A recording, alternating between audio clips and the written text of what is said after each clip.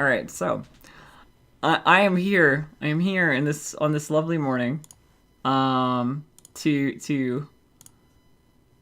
explain to you how horrible things happen to such a very nice character. I remember a time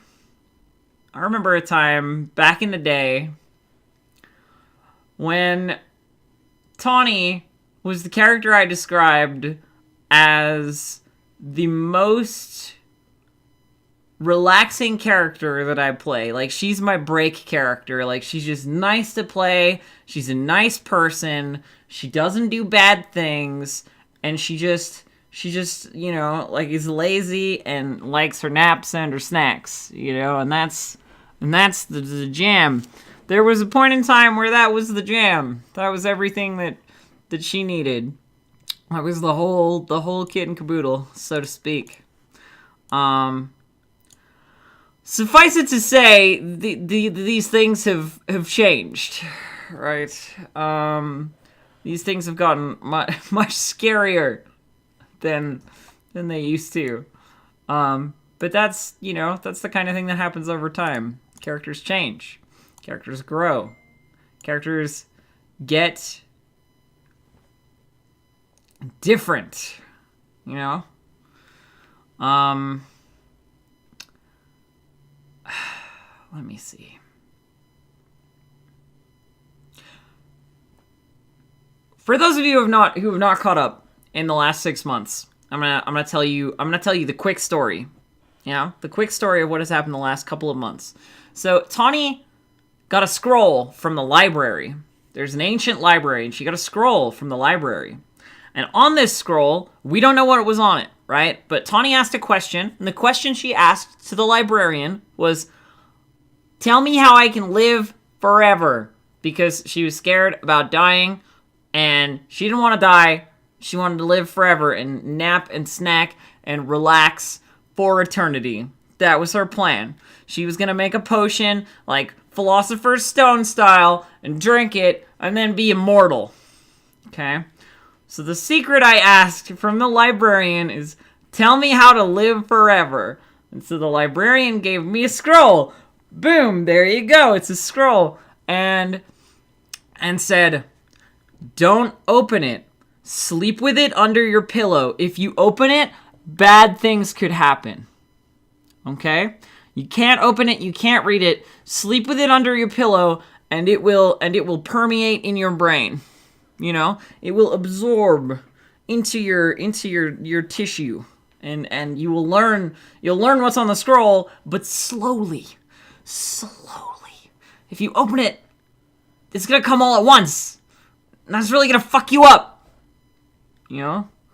So Tawney was like, "All right, yeah, of course. And you know, being Tawney, she put it under her pillow and went to sleep that night.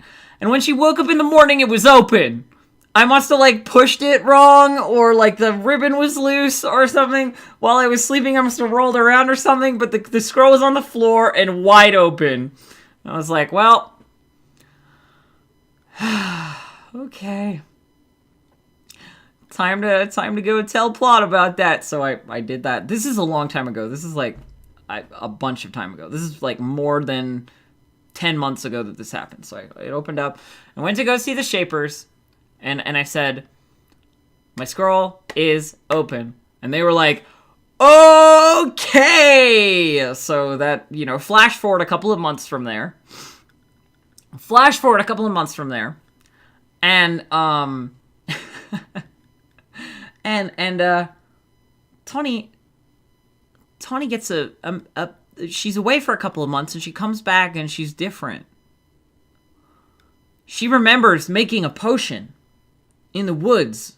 It's all very blurry, but she remembers making a potion and then adding something to it, something really delicious. It was really, really good. She doesn't know what the potion was or what it did or whatever, but now all the animals love her, which is just so great. And all she has to do is drink drink blood from something twice a day. You know, it's not even that bad. I'm sure there are many animals that eat as much as that. Maybe not blood specifically, but how is it different from eating raw meat or milk or whatever, right? That was Tawney's rationalization. She's like, okay, I have to drink blood twice a day. But all the animals love me. And that's not so bad. It's not like I'm hurting people. I'm asking before I drink their blood. It's not like I'm biting them and being like, ha ha ha ha ha, I bit you. No. Always politely ask if you can drink someone's blood. That's the rule. You know, seems fair. So she was alive then. You know, she was alive. She's a perfectly living little wood fae. She was just cursed. Like, she had this curse on her, you know, that she had to drink blood, but that she could be friends with all the animals. So, so that went on for a couple of months. Lots of people were like, Tawney, stop drinking blood. Tawney, it's bad to drink people's blood. Don't drink blood. It's bad. You know? Lots of people said that. Many people said that. But the thing is, and this is important to the story, Tawney is not good at feeling bad. Tawney does not have the willpower and the wherewithal to force herself to feel shitty, right?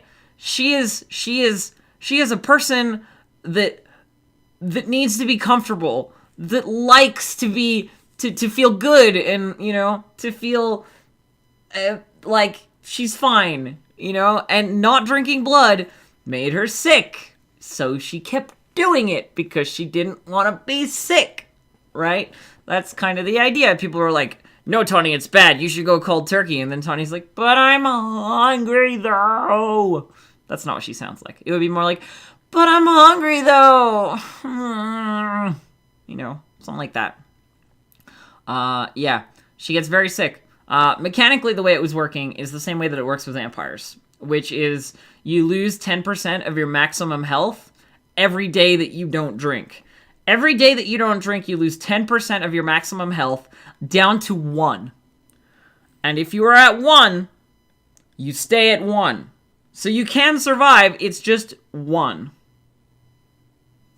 Right? And at 1 health, any action you take, if you swing your weapon, if you throw a gas globe, if you conjure magic at 1 HP, even if 1 HP is your max HP, you pass out. 1 is like the recovery number. You know what I mean? So being at 1 HP is like being like absolutely devastatingly sick. You know, like it's like having the plague. Having a maximum HP of 1, you know? And Tawney's just not built for being sick. She's not a character. She's a character built on impulse. She's a character built on comfort. She's not good at being sick. She doesn't have the willpower. So, over the past 6 months, Tawney has been drinking blood, basically. Over the past 6 months, the games that Tawney has been at, Tawney has been drinking people's blood. You know, at least 2 a day, though it's been more. Much more. I've been playing it up like she really enjoys it, like it tastes good, you know? So I'm drinking like 4 or 5 times a day, you know, if I can make it happen. I made a deal this last game for 4 liters of someone's blood in exchange for 2 remedy potions that would, like, cure the damage that kind of thing would do. So, at the beginning of game, I got handed 4 tags of a liter of blood each, put them in my pocket, and traded some remedies off, you know? Because you don't have to drink it straight from the source, you know? You can just drink it from the bottle. It's fine. It's acceptable. That kind of stuff, right? Like, Tawney was trying to organize, because she got told, don't drink blood from people, but what if I drink blood from bottles that people give me of their blood? Does that count as being from people? Stuff like that, you know, like she wants to be good and follow the rules and stuff, but she also doesn't want to be sick. Yeah.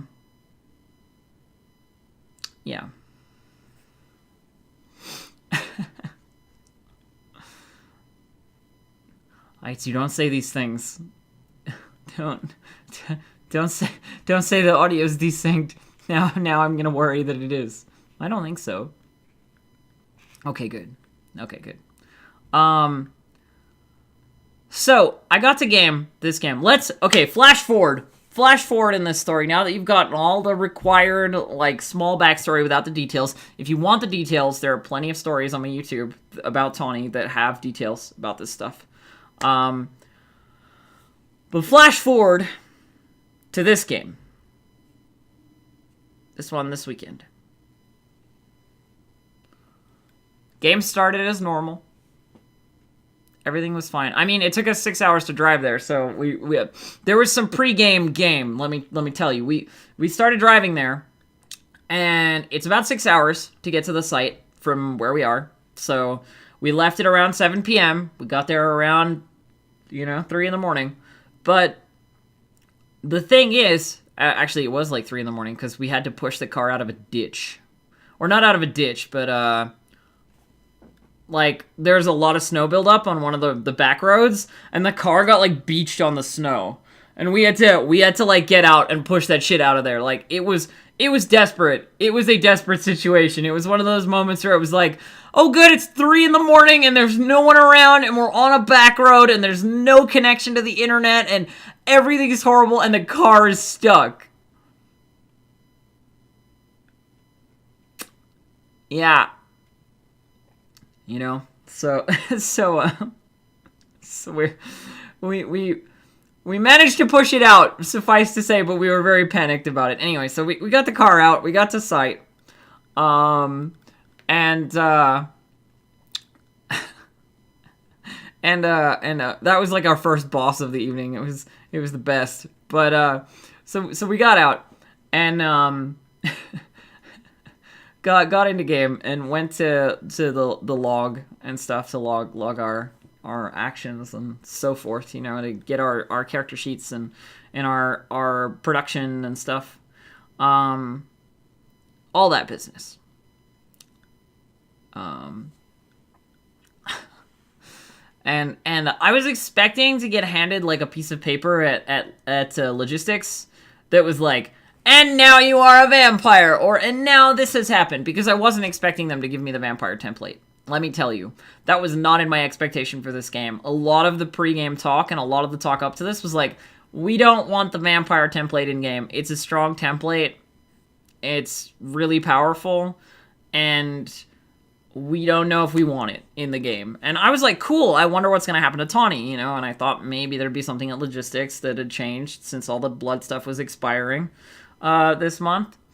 And so nothing. There was nothing. It was just my regular production and all that stuff. And I'm like, hey, so is everything the same? And Tammy's like, yep. I'm like, okay, cool. Sweet deal. And so I left to go out that evening and went to the tavern. Because that's what you do well, I put my stuff in the cabin where I was staying. I ended up staying in the exact same bed I stayed in last time. People saved me my bed, which is cute and adorable and nice that, like, Tawney's friends were like, this is Tawney's bed. Pa. Like, and kept it for me until I got there. So, I put all my stuff up on my bed. And then I went to the tavern. And of course everybody's like there and stuff has been going on and there's been a little bit of fighting and so on. But of course my first instinct is, well, I haven't drank any blood today and I don't want to waste the bottles of blood that I got from Earthtone Douglas. Earthtone Douglas is the player who gave me the blood. His character was an Einhar turned Wood Fae. So he was Black Douglas and now he's Earthtone Douglas. So Earthtone Douglas gave me a bunch of blood because he knows I need to drink it, but I don't want to waste the stash if I can get it from somebody who's alive, Like, that seems like a seems like a good plan. So, went to the tavern and I sat down and we had a little bit of a conversation with some people, and I met some new people, which is really nice. There was a really nice new player there, and we hit it off a little bit and sort of like hung around as friends a lot during the day, because Tawney doesn't go on a lot of mods or like run off into dungeons or anything. She just kind of like lies around on the couch and like naps and like talks and says jokes and, you know, whatever, that kind of stuff. And and so I made a friend. Their name is Kirby, like Kurby, I think. And they're a new player, and I adore them. They're fantastic. They're a nature mage, but they have like this stereotypical witch hat looking hat, and like high elf, you know, blonde and ears, and it's just great. It's just fantastic. Super good. Good job, Kirby, if you're watching. Great. So, we sort of became friends, and they had the same kind of temperament, like very jokey and very, very, you know, friendly. But, regardless, that's not any important part of what I'm saying. What I'm saying is I sat down at a table, talked with a bunch of people, and then I saw that Alejandro, this Einhard, I think that's his character name. I can never remember, but I think it's Alejandro. And he's been drinking, and he's like all drunk and like hammered, right? And he offers me one, and I'm like, well, you know, if you're drunk, I could just drink your blood, and that might work, you know? And he's like looking at me like, what? That sounds awesome. Okay. You know? Is it gonna hurt? And I'm like, just a pinch. Well, the pinch of my teeth in your arm. Probably. And Tawney's not a vampire yet, so her teeth are just regular teeth. Like, imagine someone biting you enough to get blood that they could drink out of the wound. That's how much it hurts. Like, she doesn't have the special teeth.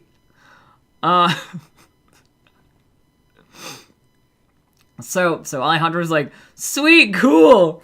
Like, you know, puts his arm out, and everybody else is like, oh, there's a couple people there watching, but like they've already seen me do this a couple of times. It's 6 months, you know, of having done this, and I'm like, all right, cool. Biting 1, 2, 3, 4, 5, 6, 7, 8, 9, 10. One body. So it does 1 body damage to him, which is like through armor, it hits your health pool. And and he's like, ah. And then Tawney's like, I'm licking my lips going, yeah, I can taste the alcohol in the blood. It's pretty good. You know, like stuff like that. And that went on for a little while. That's important to the story, which we will recover later, you know.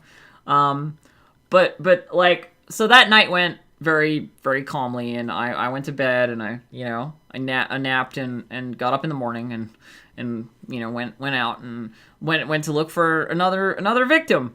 And of course, there's my good friend, buddy, good friend guy, Deacon. You know, and Deacon is a surgeon, basically, like a pirate barber. You know, like a surgeon. The highest level physician that we have, I think. I don't know, but certainly I saw him doing lots of physician things, and I was like, okay, cool. Hey, Deacon, you want? Can I drink your blood? Deacon was like, what? I'm like, yeah, I just need some. I don't want to be sick. And so Tawney's overindulging, right? Like in this sort of blood is good. I will keep drinking it, because why would I eat regular food when I can have blood? It tastes really good, you know. Nutritional value aside, I don't know. But so Deacon's like, that's weird, but okay, sure. And like takes it. It's amazing to me how many people say that's weird, but okay. But I appreciate it because it makes for good LARP, you know. So bite Deacon, Take his blood. It's all good. And of course, every time I'm doing this, I'm reporting back to plot camp. Because it's very important to keep plot informed. You know, about what you're doing. And so I go back to plot camp and I say like, okay, so today and last night I have bitten Alejandro and Deacon. You know, like, and I've drank their blood. It's very important. You know, you gotta keep plot informed on what you're doing. So that went well. Skip ahead a bunch because, like, Saturday during the day was mostly just me lying around and being lazy and snacking and napping and fighting some stuff, but not really. You know, like, I didn't really do much Saturday. I'm not gonna lie. During the day, I stayed in the tavern mostly and hung out. There are a lot of people checking on me, though. A lot of people who have a vested interest in, like, the undead. Or they're, like, you know, worshippers of the god of natural death, or they know something about vampires. Like, lots of people were checking on me. So, like, I got a lot of, anatomy, are you alive? It's like, yep. You know, anatomy, how many body points are you down? 0. You know, like, people just checking to see if I'm still alive throughout the course of the game. As well as there's one character who's a wolven, and wolven have a racial ability to be able to smell the undead. So they do like a 5 or 10 second role play of them sort of sniffing the air, like,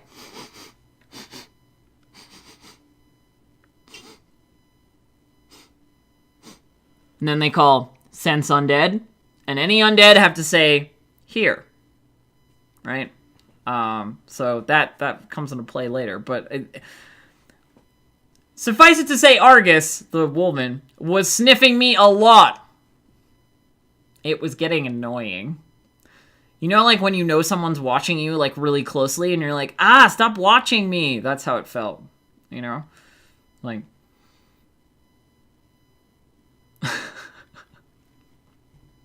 so that happened a couple of times. Not to mention people with the ability Necromantic Arts, which lets you identify undead and, like, know stuff about undead. They'd be like, Necromantic Arts, are you undead? I'd be like, nope. All that business. Yeah, but you're not watching me suspiciously, Tawney. You know, like, it's different when it's, like, suspicious, right? So a lot of that was going on. But then something interesting happened. Deacon came up to me.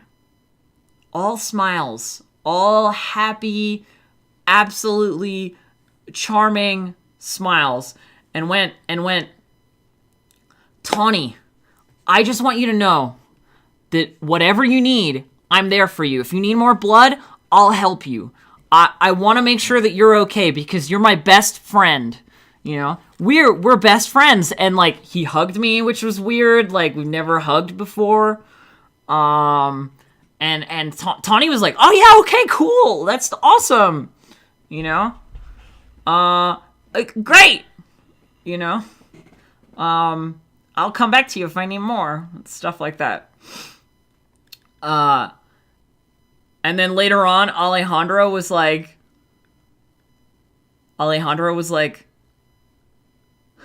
Tawney, it's so good to see you, when I, like, walked by him, you know, and he was all excited about seeing me too, and I was like, oh, hi, Alejandro, it's nice to see you, you know, and, like, walked past, and I was like, oh, fuck. Oh, my out-of-game brain is going, oh, fuck. Like, they're charmed, or something has gone wrong. These are the 2 people I've drank from today, and they're charmed.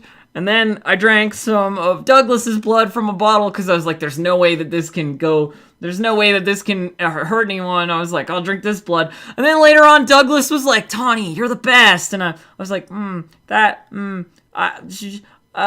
how does that work? I didn't even bite you! You know, like...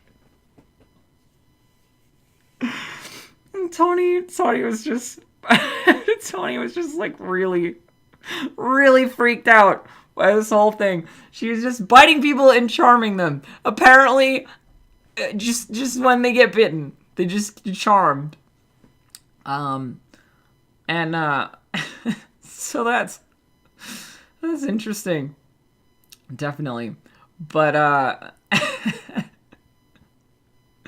the thing is, Tawney doesn't know she charmed them.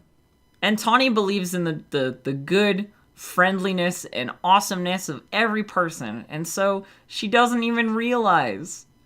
In character, Tawney has no idea that she's done this. Out of character, I'm like, God damn it, Tammy. You went to these people and you said, you feel like Tawney's your best friend now. You charm, you know? Like, I know what the fuck you did. I know where you scampered off to and told people stuff. I know what's going on. And but Tawney does not. Tawney has no idea. So yeah. That happened. Saturday progressed as Saturdays do. Saturdays progressed as Saturdays do.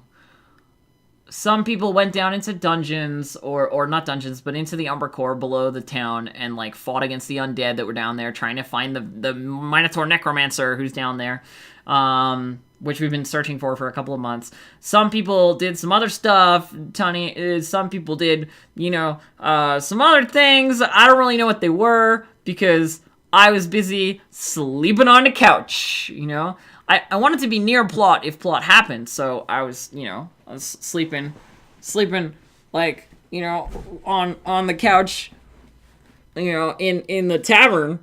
I'm not gonna go sleep in my bed, because then nobody will wake me up if anything cool happens, but sleep on the couch in the tavern because I'm a lazy wood fae.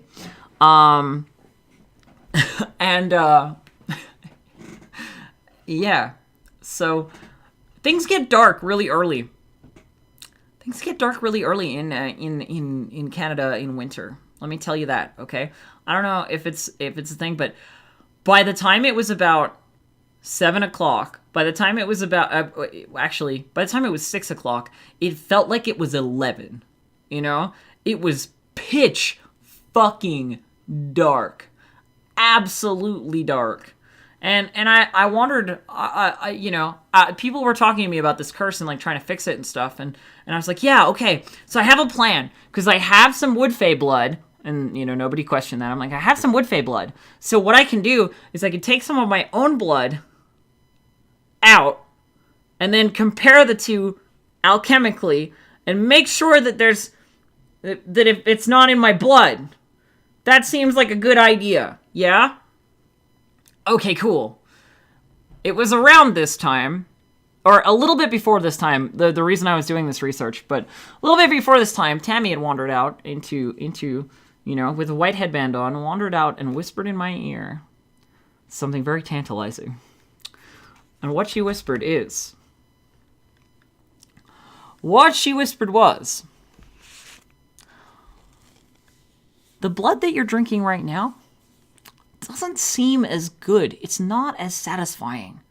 You remember that first blood, though. You remember that first potion that you drank. The one in the memory of you in the woods? That, oh my God, that was the best thing ever. It was so tasty. It was the best. And nothing you've drank up until this point has compared. It has merely satisfied you. It has not been, like, euphoric as that was. And so that was the prompt. And my immediate thought was, well, I gotta find more of that. I gotta figure out where I was and stuff. So I was asking people, like, hey, so do you remember where I was when I came back and I was like, I made a potion and I drank it? When was the first time that happened? Because I don't remember. It's very fuzzy. It doesn't really make much sense in my head. And the thing is, it's not even Tawney's memory, right? It's somebody else's memory that's been, like, supplanted into Tawney's head. That's where the curse comes from. But she doesn't know that because she's all muddled up and she believes that she did all these things. And that she made that potion and that she drank that potion. But really, she just remembers doing that. So, I say to Tammy, okay, so what I'm going to do is I'm going to compare my blood to Wood Fae blood, and see the alchemical difference and like how it looks and smells and tastes. Yeah. She was like, okay, where are you gonna do this? And I'm like, I will do it in my cabin. And she's like, okay, cool. I'll be along shortly. And so I walked over to the cabin and, you know, put two jars down, one of Tawney blood, one of Earthtone Douglas blood, and alchemically examined them. And I'm looking at them and, you know, like doing the whole alchemy thing and like opening it and like sniffing it and, you know, sniffing it and like give a little taste to each, you know, trying not to chug all of Earthtone Douglas's blood because it's good and I'm hungry. All that kind of stuff happening. My own blood's not very satisfying. But so Tammy comes in with her white headband on again, and she's got a costume on under it, and I'm like, oh, what's gonna happen here? And so she says the word headband on, and she walks over and she says, okay, so what did you do to the blood? And I got 2 jars of blood, and I say, like, well, I alchemically examined both of them to look for any toxins or poison or like difference in them because they should be fairly similar. They're both from Woodfey. I'm looking at the differences between blood in Woodfey, you know?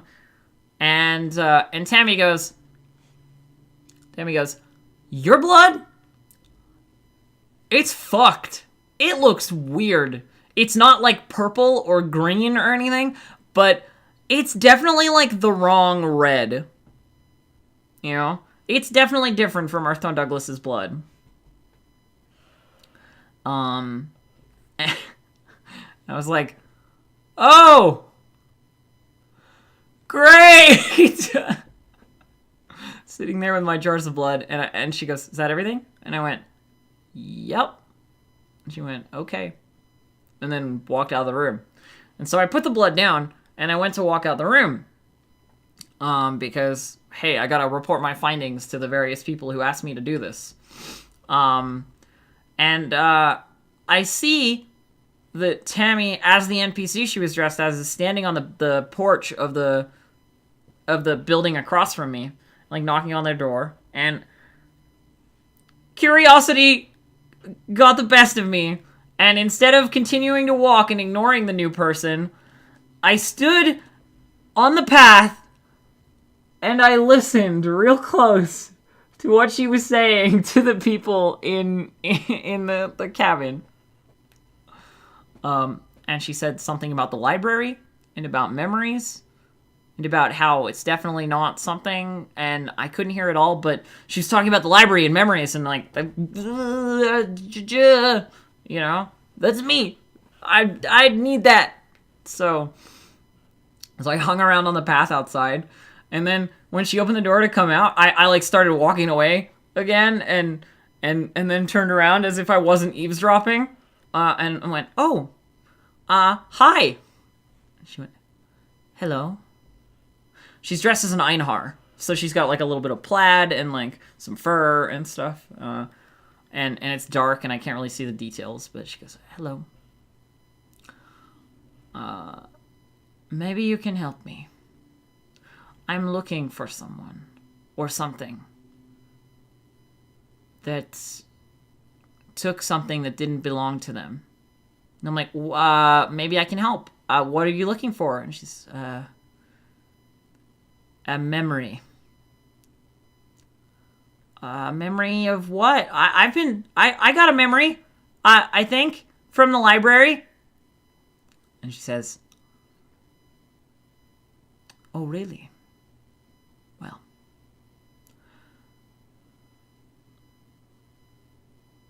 I didn't want to remember that memory.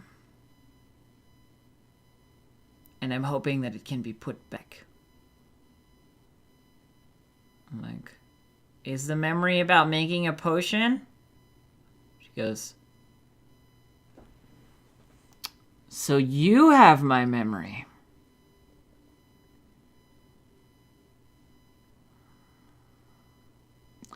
That won't do.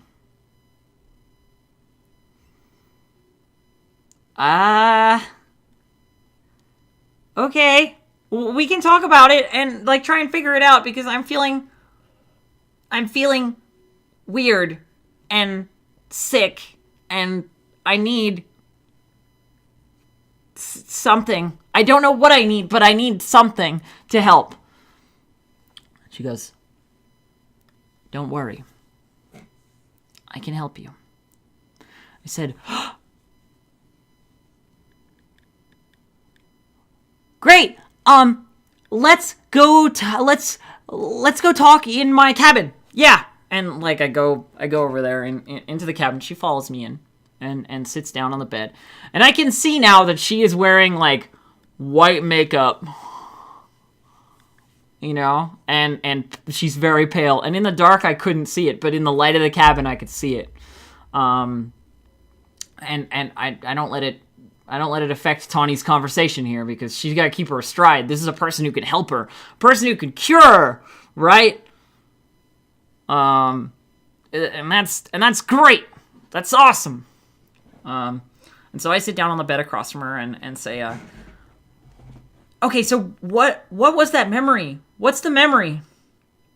And she says, the memory is of trying to make something to help my chieftain. You see, our family was very sick. Our town was struck with some kind of plague. And I was looking for a cure. I'm an alchemist as well. It's like, me too. And I found something, but it wasn't the thing. It wasn't what I needed. And drinking that potion, well, it tasted good. I know that it did. And you know that it did. You remember it. In that potion was the blood of my chieftain. I'm like, oh, that was what tasted so good. The blood of your chieftain. That must be the answer. That must be the answer. And she shakes her head and says, well, the chieftain isn't here. But I am. I'm here. And I can help you feel better. I know what you're feeling right now. I know how it feels. I remember now that you've reminded me with bringing that memory out of the vaults, how it feels to be as you are. Yeah, it's not good. It's really not good. I feel all shaky and tired all the time, and sick, and I'm drinking blood all the time, and it helps, but it's not as good as the first time. It's like, no, it never is. It never is. But I will help you. However, I am very hungry. Very hungry.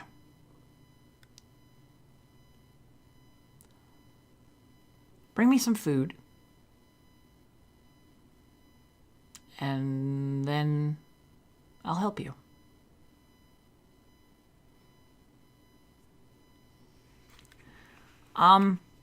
Okay. What do you need? And she says, like you, I need blood. Oh, okay. I have some here actually, and I like picked up the vial of my own blood and like Douglas's blood and like handed them to her, and she immediately just went pop, chug, chug, chug, chug, chug, pop, chug, chug, chug, chug, chug, like both the bottles like gone in a minute, and then like not very fresh. Fresh is better. Get me something fresh.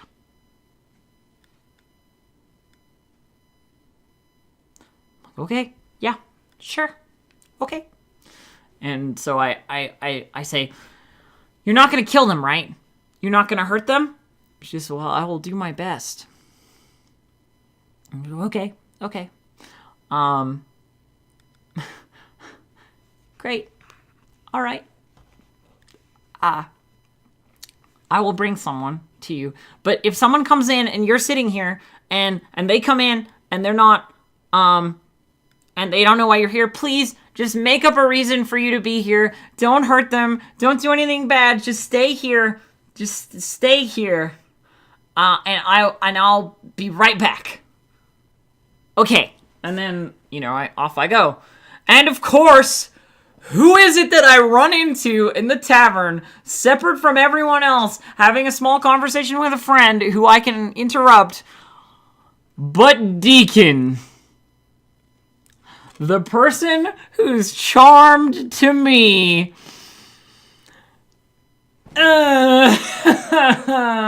It was like too easy.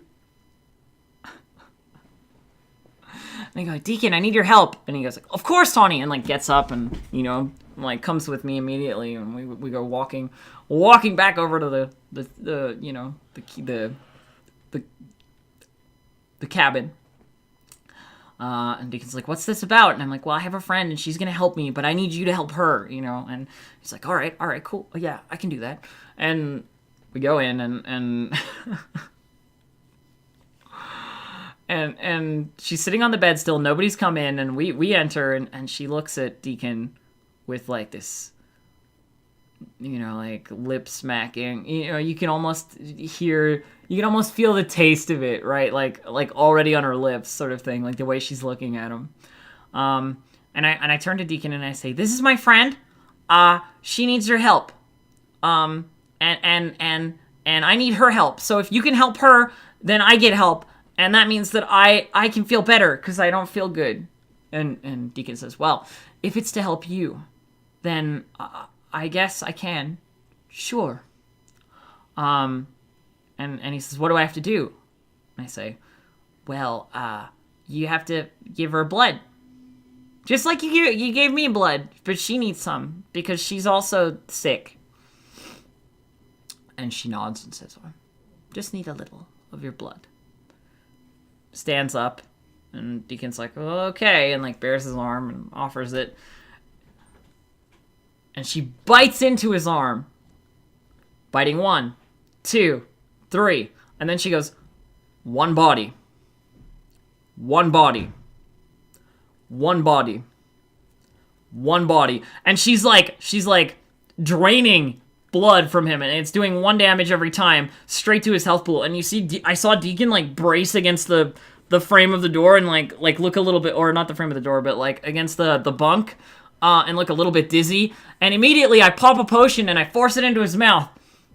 And I'm like, force feeding remedy 1, 2, 3, and he gets a remedy, and that's 5 health. And then Tammy's still going, and it's like one body, one body, one body, one body, and I'm like, oh, force feeding remedy 1, 2, 3, and like he's drinking a remedy, and like the healing potion is restoring his health, but he's getting drained by the vampire at the same time,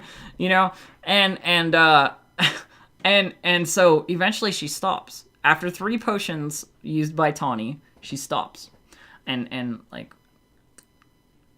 wipes her mouth, and then goes out of game for a second and goes like, charm to Tawney breaks for Deacon. And she sits back down, and Deacon is looking like, what the fuck? Basically. Because now he's not charmed to me. Right? And he like goes to draw a sword, and I'm like, no, it's okay. It's okay. Everybody calm down. We don't need to fight. It's fine. It's happened. We've done it. She's fed. She can help me now. And Deacon, you're okay. You didn't get hurt. I saved you. You remember the potions? I'm your friend. I don't want anything bad to happen to you. And Deacon's like, Tawney, what have you done? Tawney, I trust you, but I don't trust her. And Tammy's sitting on the bed smirking, basically. And he says, I'm a sworn monster hunter. And I can't let her go. I know what she is. And I went, but I need her help. You can't hurt her. You can't hurt her. Not now. I need her help. he, you know, like, looks really hesitant and basically says, like, fine, Tawney. You get her help. But next time I see her, I'm going to kill her. Like, all aggressive and stuff. And I say, like, don't tell anyone she was here. Please. Or, no, that's not when I do that. And he's like, when I next see her, I'm going to kill her. And then he extends a hand to her. Like a handshake. As if this is like, we are at peace now, but next time I see you, I will kill you. Handshake. And Tammy's character is like, you think I'm that stupid? No. And then Deacon's like, well, at least tell me your name. Your name. And she hesitates a moment, and then she says, my name is Iana. Deacon mulls it over, goes, Yana. I'll remember that. And then, as he's turning to leave, she extends a hand. And he goes and he shakes it. And Tammy just goes, Magic Necrotic Blast, 15 infliction. Which is, for those of you who don't know, 30 body. 30 damage straight to your HP. No armor saves you. Straight to your HP. Infliction damage. It's like the necromantic energy of Underworld. Keep in mind that medium level fighters don't have 30. 30 is a big number for HP.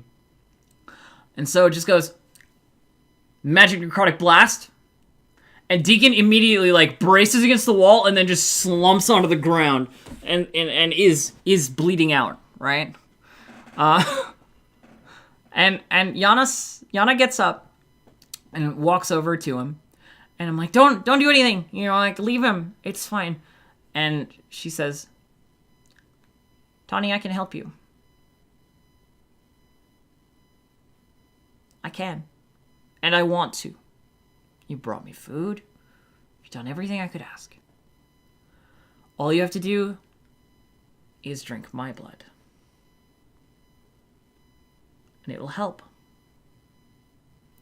Tawney's like, like looking from Yana to the bleeding corpse of Deacon, trying to decide what to do. Because there's this choice that she has to make right now about what's gonna happen. And she looks at Yana and she says, I have to make him better. If he dies, I can't let him die. I'll meet you in the woods. North of here, there's a clearing. And she says, hurry. And then leaves.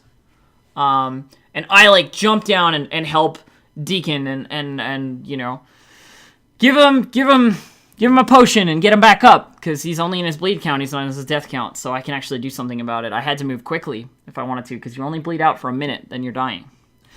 So this conversation was fast, and I heal Deacon, and he gets up, he's like, what happened? And I say, she attacked you, and then she ran. I don't know. I couldn't stop her. He's like, all right. And gets back to his feet and sort of like starts to head out the door. And I go, don't tell anyone about this. I still need her help. If you tell people, they'll go looking. And if they go looking, then I might not be able to get cured. Because Tawney still thinks this is a cure. She doesn't know anything about vampires. Right? She doesn't have necromantic arts. She doesn't know anything about the undead. She's fucking stupid.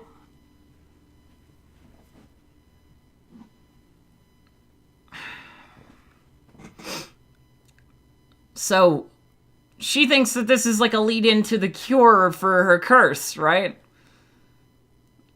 But, you know, so she goes like, don't tell anyone.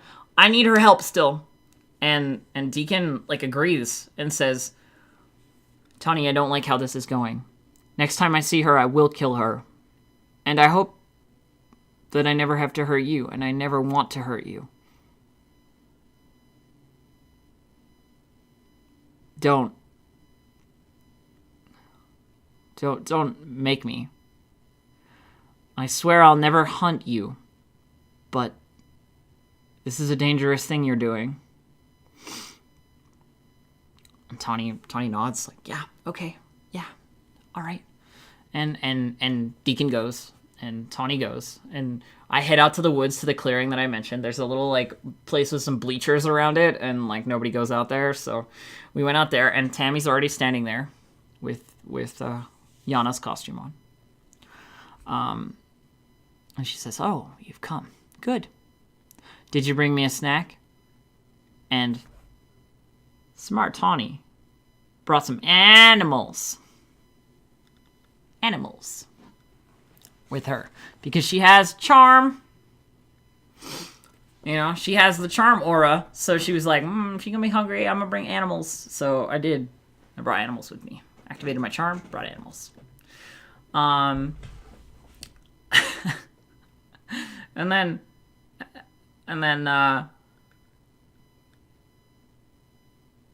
then Yana said, well, now you have to do what I said. Drink of my blood, and things will be better. And Tawney says, I'm gonna feel better?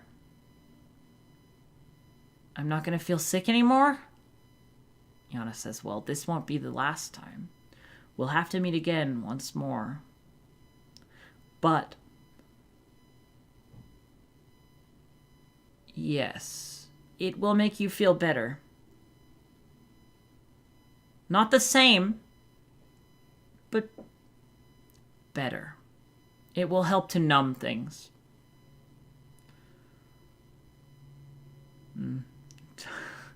Tawney nods and says, okay. Well, I'll drink. And she offers her arm. This is in the dark, by the way. To set the scene, this is in the dark with, like, overhanging, like, leafless trees and the snow and this, like, little bit of sound from the town over that way and stuff happening and lights turning on, like, over there and over there. And it's this quiet moment as she offers out her arm, and Tawney bites it and drinks the blood. And Tammy says, okay, descriptive hold. As you drink the blood, it is the best, most delicious, and this is how you go out of game when you need to go out of game. You put your hand on your head like this. This means you're out of game.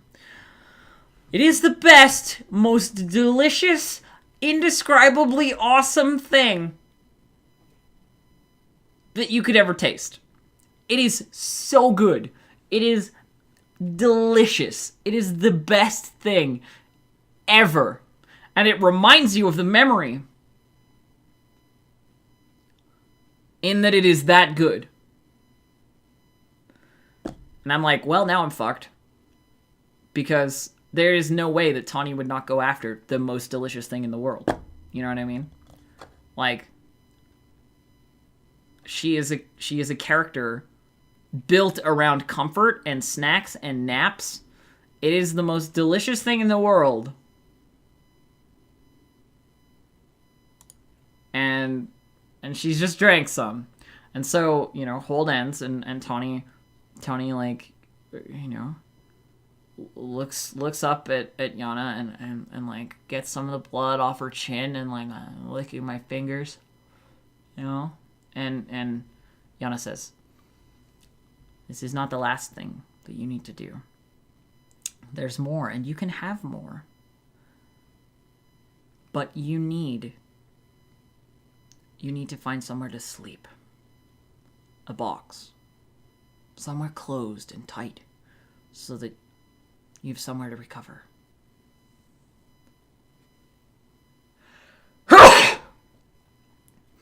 And I thought to myself, oh shit, I gotta get a coffin.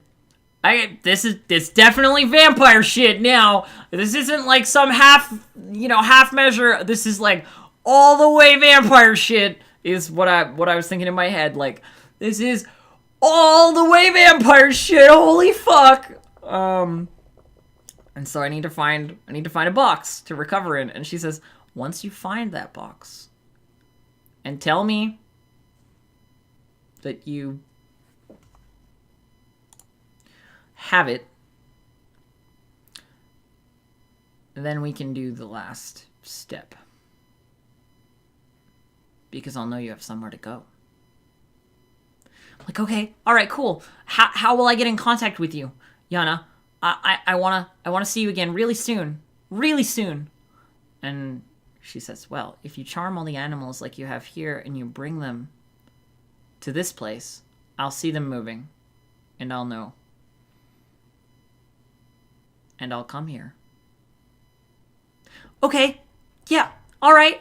That sounds good. I'm gonna go find a box. I'm gonna go find somewhere I can sleep. Okay. But, I'll see you soon. Yana's like, I'll see you soon. And leaves. And I leave. And immediately I go to Earthtone Douglas. And I'm like, Douglas, can you help me with something? And Douglas goes, yes, of course, Tawney. Of course I can help you with something.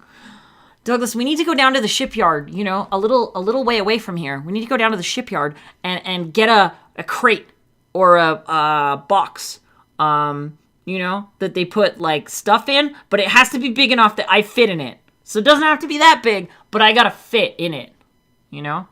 And Douglas goes, oh, no problem. Of course, we can go down to the docks. No problem. I'm sure they have extra boxes. They have stuff that we can buy or something.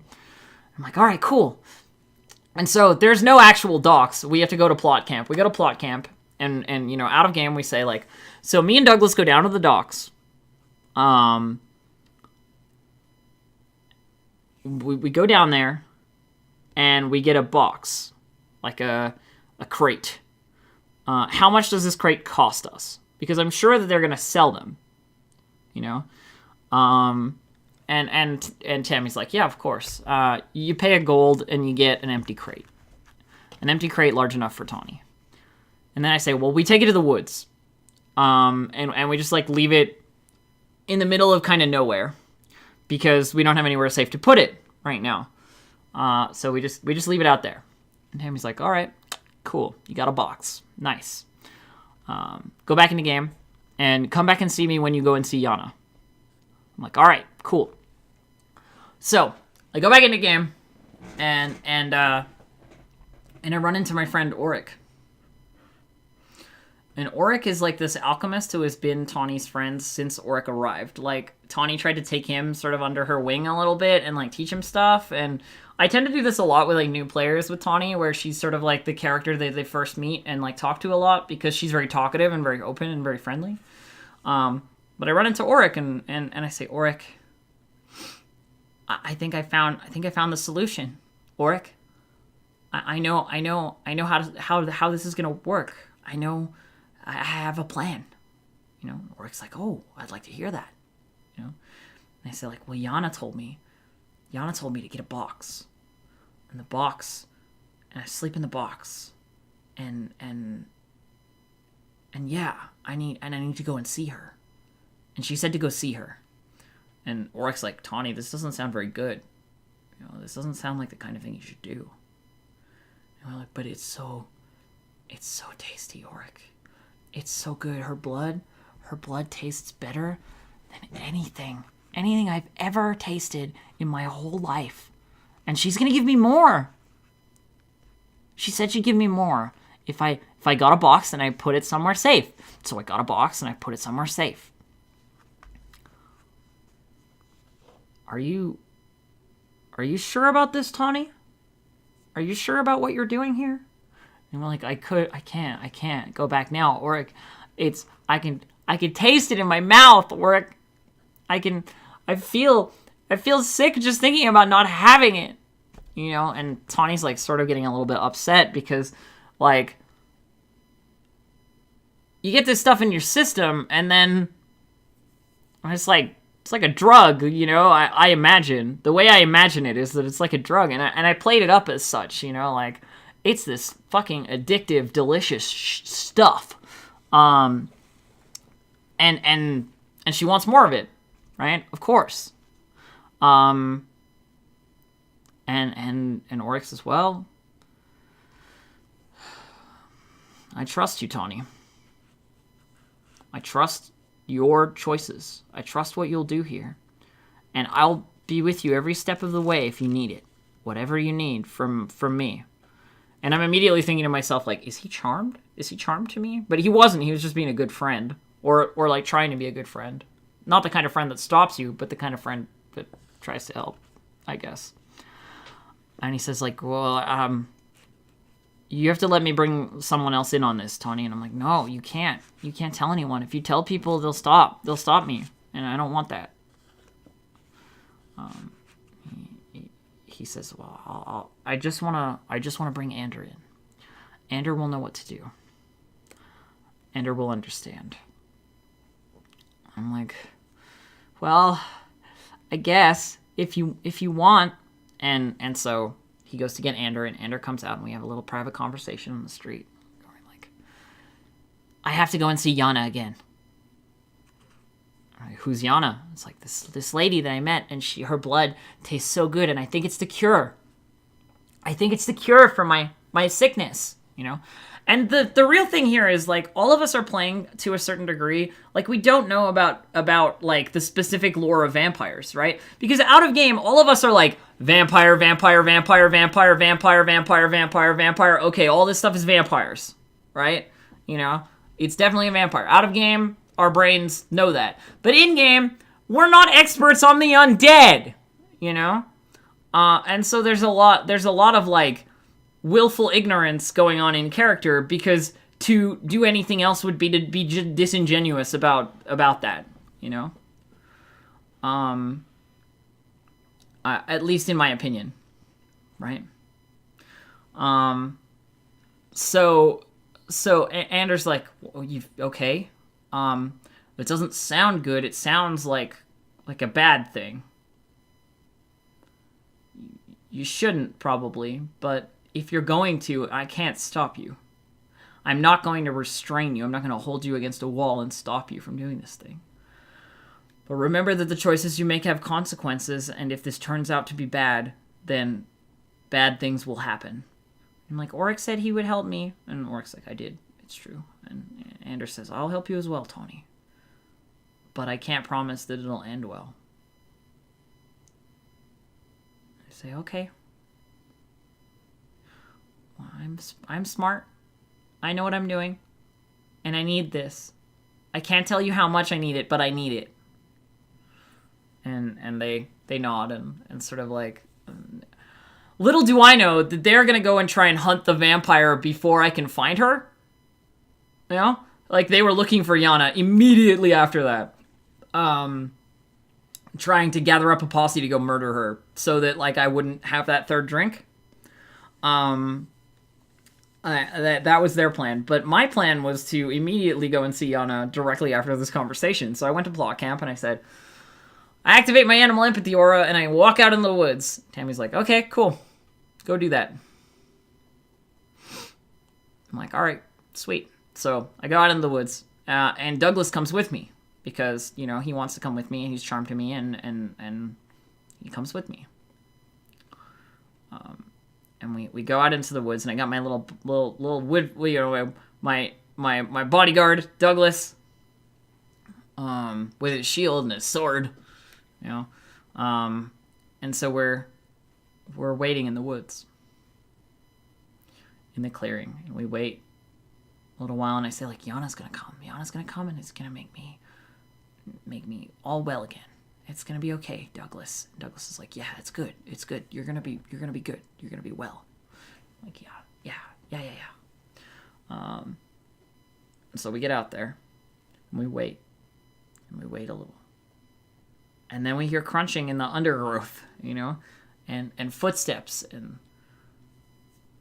so on coming towards us. And I look up and it's Yana.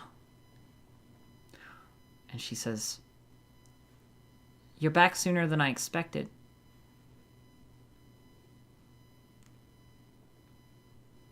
I'm like, well, you told me to get a box. So me and Douglas, we went to go get a box. She says, who is your friend? I say, his name is Douglas, and he's my best friend in the whole world. And she nods and says,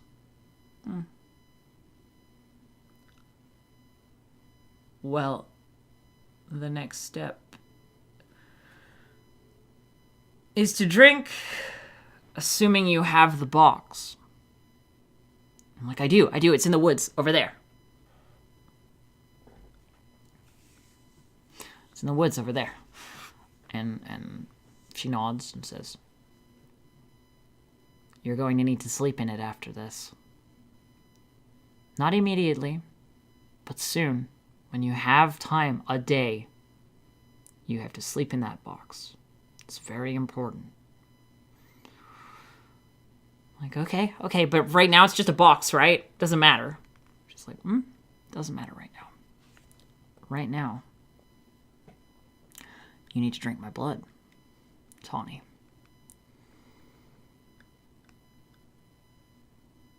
I'm like, okay, yeah, I wanna taste it so good.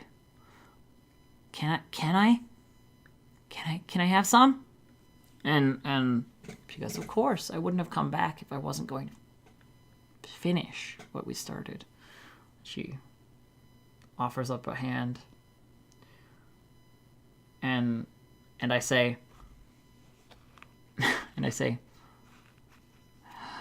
okay, all right. So this is going to make me feel better. She's like, yes, this is going to make you feel better. Not the same, but better. And and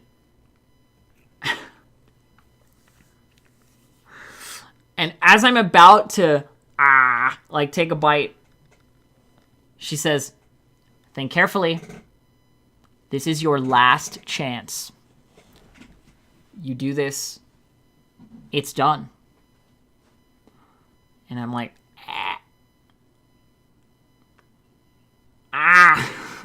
and biting 1, 2, 3, and my bite is a 10 count because I've got regular teeth, right? Like, this is just the way it goes, 10 count, and then 1 body, and that delicious blood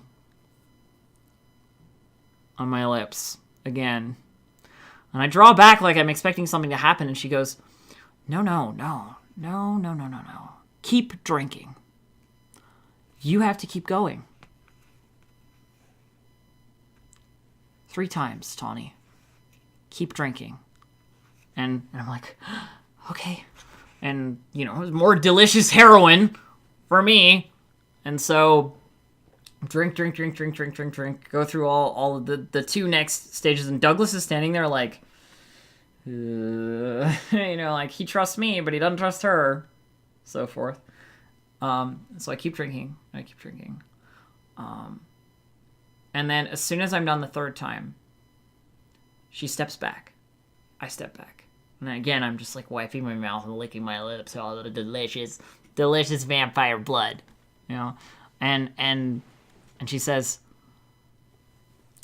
Charm to Tawney breaks for Douglas. Douglas immediately is like, What is this? What is going on? Tawney, what have you done? And then she goes,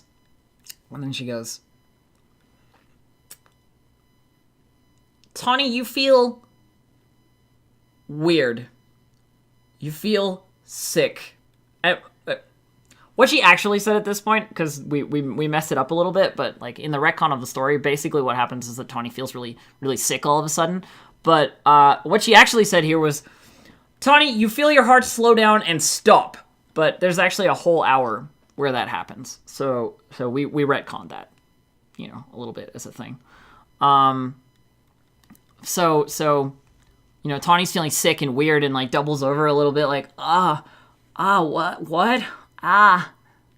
Yeah, kind of thing. And Yana says, we'll talk again soon, I'm sure. and starts to leave. And Douglas is like, no, you don't just get to walk away, and like runs up and starts trying to hit her with a sword. But he's swinging for silver, which is not what you use to kill vampires. Like, you need a magic weapon. It's not doing anything to Yana. And I'm double over, like, feeling sick, and I'm like, don't hurt him! Don't hurt him! Don't fight! You know, like, trying to separate them a little bit. And again, it's like that whole scene where I'm trying to keep them apart. And Yana just turns and leaves, basically. Yana's like, you should see to her. I'm gonna leave. And then goes. Like, Shadow walks away somewhere in the distance. So Douglas is like, Tawney, are you okay? Tawney, are you okay? And I'm like, I feel weird. You know, I feel sick. She said it would make me feel better. I don't feel better. You know, like just playing it up a little bit. And then he says, like, Tawney, what have you done? What is this? I'm like, I don't know. I'm not sure. And there's this dramatic moment where Douglas is like, I'm your friend, but I don't feel good about this. I don't feel good about anything that's happened.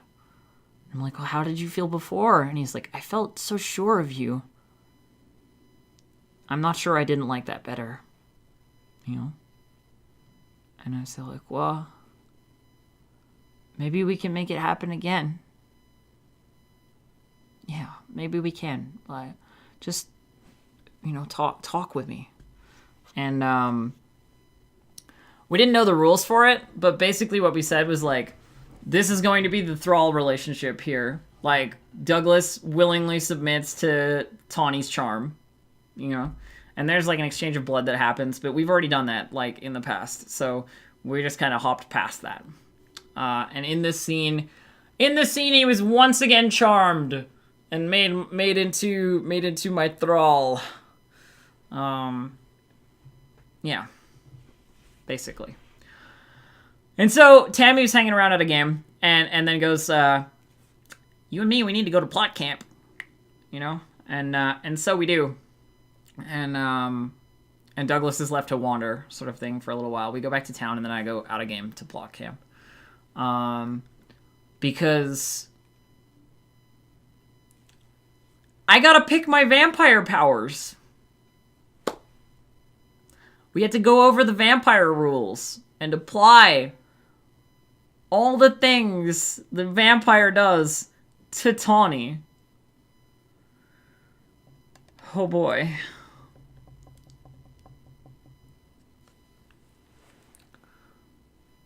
So,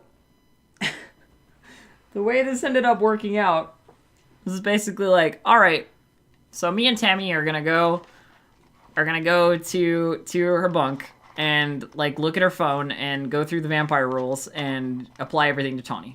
So we went. It took us like a good 45 minutes or something to apply everything.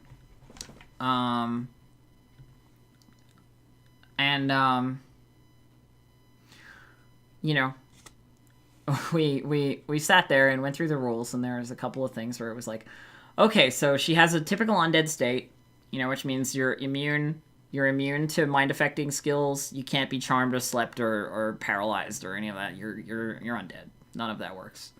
You can't be affected by alchemy except for acid. Like, acid will burn you, but no other alchemy will affect you. The sunlight burns you for 1 body damage a second in direct sunlight. 1 body damage a second in direct sunlight. There's a rule for vampires where if you cover up 75%, you can avoid it, but I really don't like that. I feel like they're undead as well. I don't understand why they have this, like, extra caveat thing. But yeah, so sunlight is really, really bad. It's really bad. But the way that works at LARP is not the actual sun. It's like from 6 a.m. to 6 p.m. is the day. And then 6 p.m. to 6 a.m. is the night, right? So no matter where the sun is at those times, 6 p.m. you can come out, you know? So you basically just become like a nocturnal LARPer. But yeah, so it's a thing. You carry a parasol. I totally should. I'm gonna get one. But so that's the thing. The other thing that all vampires get, which is fucking amazing, gaze attack. So with your eyes, gaze attack, dominate at will. But you can only do it if you have 10 seconds of eye contact with someone. So it's like the hypnotic stare, right? Gaze attack, dominate at will. Dominate is the charm ability that allows you to tell people what to do. And they have to do it. It's not just a charm. It is like, gaze attack, dominate. Kill your friends. You can do that.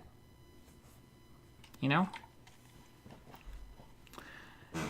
So Tawney has gaze attack, dominate at will.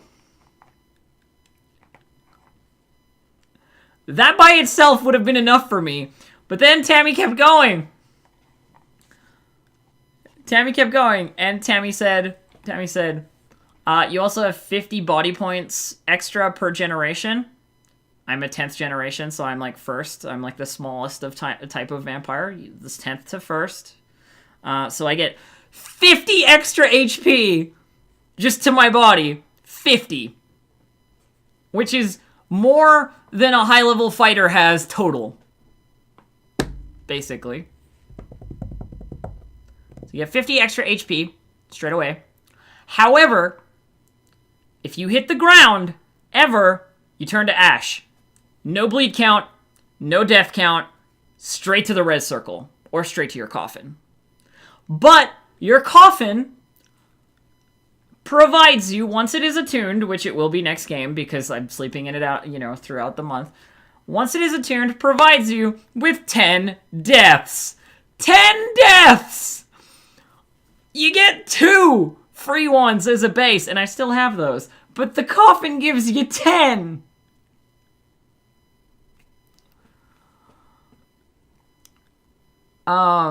If the coffin is ever destroyed, all of those deaths are then applied to your character as if they were regular deaths, however. So the coffin is very important. You destroy the coffin, that's how you final a vampire. You fucking destroy the coffin, and all those deaths, any deaths that are on the coffin get applied directly to your character. So it's like a holding cell for deaths, the coffin. Is that 12 deaths left total? That's 12 deaths until I have to start flipping a coin to final. Still a 50% chance you come back every time. Basically. But,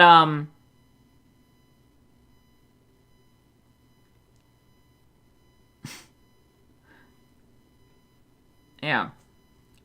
So that's a thing. Oh, I forgot to mention, undead state-wise, you also get a magic threshold. So nothing except magic or higher will hurt you. So, like, normal, silver, no good. Not gonna even touch you, right? Tawney is a special case because she is a wood fae, and the vampire thing is a template. It's like a band-aid that you put over the character that already exists. So nothing on the sheet changes except for additions of things.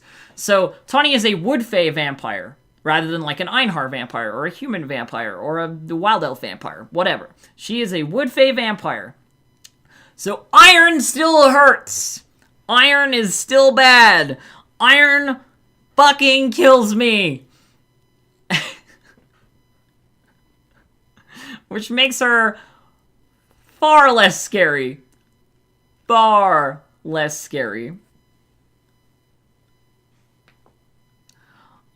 Because iron is easily obtainable. Whereas magic is not quite so easily obtainable. But iron is easily obtainable. So what happens if someone stabs me with something that doesn't affect me? I call no effect. So you stab me with a normal sword and I go, no effect. And you can keep doing it and I'll keep calling no effect. It just doesn't do anything. You can't hurt her. Can I deal with the iron weakness? No, iron is the wood fae racial weakness. It is a thing I have to keep. There's no way to ablate it. It's a racial weakness. Generally, racial weaknesses trump everything in terms of whatever. So Tawney is not a very scary vampire. If you want to kill Tawney, you just hit her with an iron stick like a bunch of times. It's not that hard. She has a lot of health. I mean, 50 plus, but iron still hurts. Yeah, yeah. So what else? Then there's the like vampire power of your family. So like Yana assigns me a power based on what Yana has. And then I pick 2 more powers, basically, is the way it works. There's a list of powers. So the power I got assigned, like, generationally, or not generationally, but family-wise, was the power of Raw Infliction. Now, Raw Infliction is basically, I take a packet. There's no packets of it. Oh, there's one. I take a packet, like this, or my hand, and I just go, Magic 10 Infliction. Or, because Infliction heals the undead, Magic 10 Infliction. Heal myself. So that's pretty cool. It's a little infliction blast. You know? Kills living things real good. That's not OP. I mean, it's not, because I can only do it once a day. Right? Like, I'm a 10th generation vampire. I'm shitty. I'm a little tiny, shitty vampire. So all of my abilities are once a day. As you get generations, it deals more, right? So like, if I were a 9th generation vampire, I'd do it 2 times a day. If I was a 8th generation vampire, 3 times a day. If I was a 7th generation vampire, 4 times a day. Like, so on, right? But I'm a shitty little tiny 10th generation vampire. I can't even make other vampires, because you lose a generation when you make a new one. Which means that Yana lost a generation making me. Which is kind of hilarious, to be honest. Can you gain generations? You drink other vampires to gain generations. Lower or higher, it doesn't really matter. But you can only gain a generation off another vampire once ever. So you can't drink from the same vampire a bunch of times. But if you drink from another vampire, you gain a generation. You gain power. That's the way it works. But yeah, so her now she now has the blood drinking abilities of a proper vampire. So she's got teeth, little teeths, that allow her to drain blood at the rate of 3, a 3 count rather than the 10 count that I had. So it's only a 3 count. So, biting 1, 2, 3, 1 body. Or 1 magic body. Because my teeth are magic now. At least I think it's magic body. It might be body. I'm not sure. I'll check. Am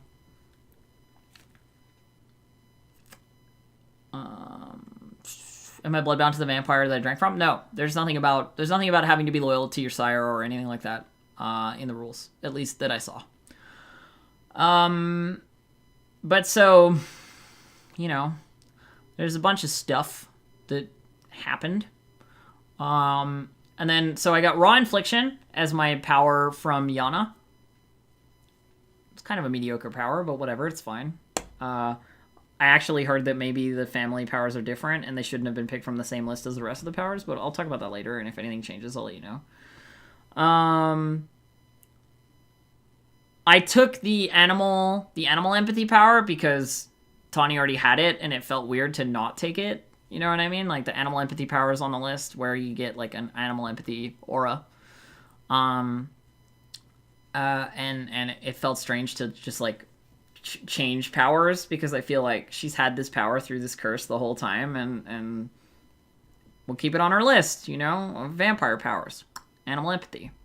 So she's still an animal empathy vampire. And the last power I took was really hard to choose because there's a lot of cool stuff. There's a lot of cool things that I you know, went through there. And I ended up picking the stupidest, simplest one that is just, like, in terms of power, the most helpful. Dodge. You just get a dodge. You're just very fast.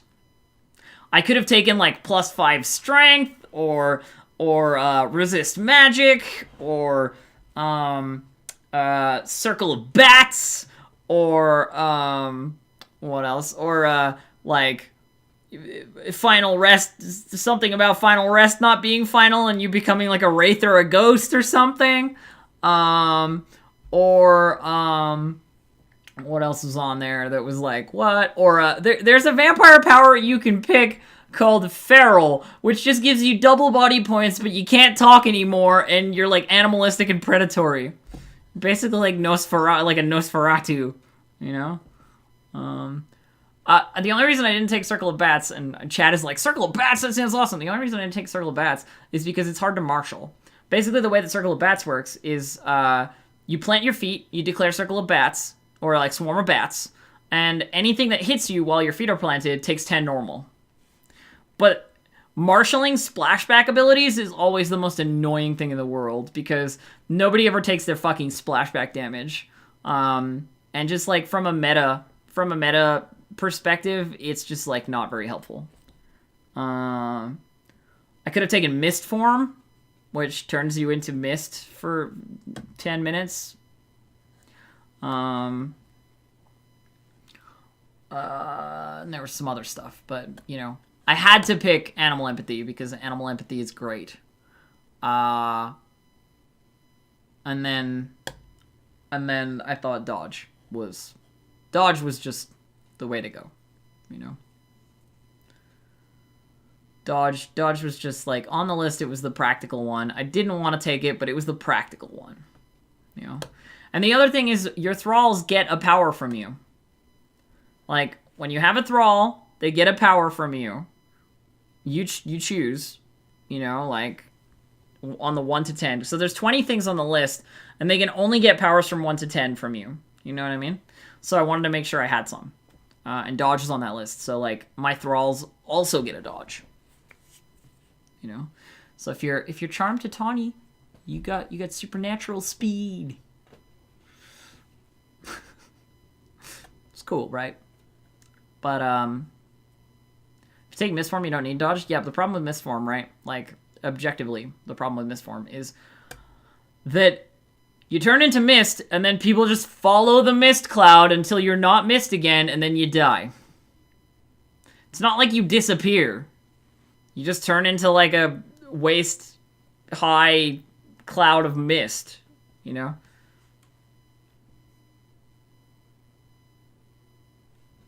If you're using Mist Form to escape, it's not going to work very well. Unless you've got like Shadow Walk as well. You're not invisible. Whereas Dodge might help me avoid that Decapitate. Because if I get decapitated, that's 3 deaths. It's 3 deaths! If a vampire gets decapitated, it's 3 fucking deaths.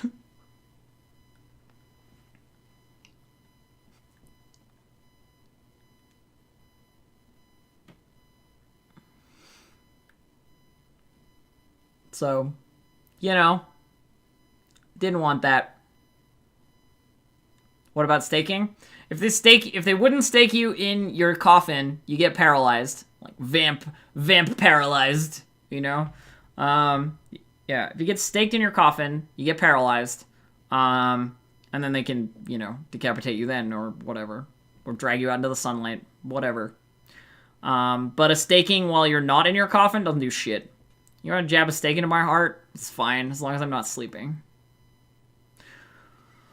So, anyway. So, those are the powers I took.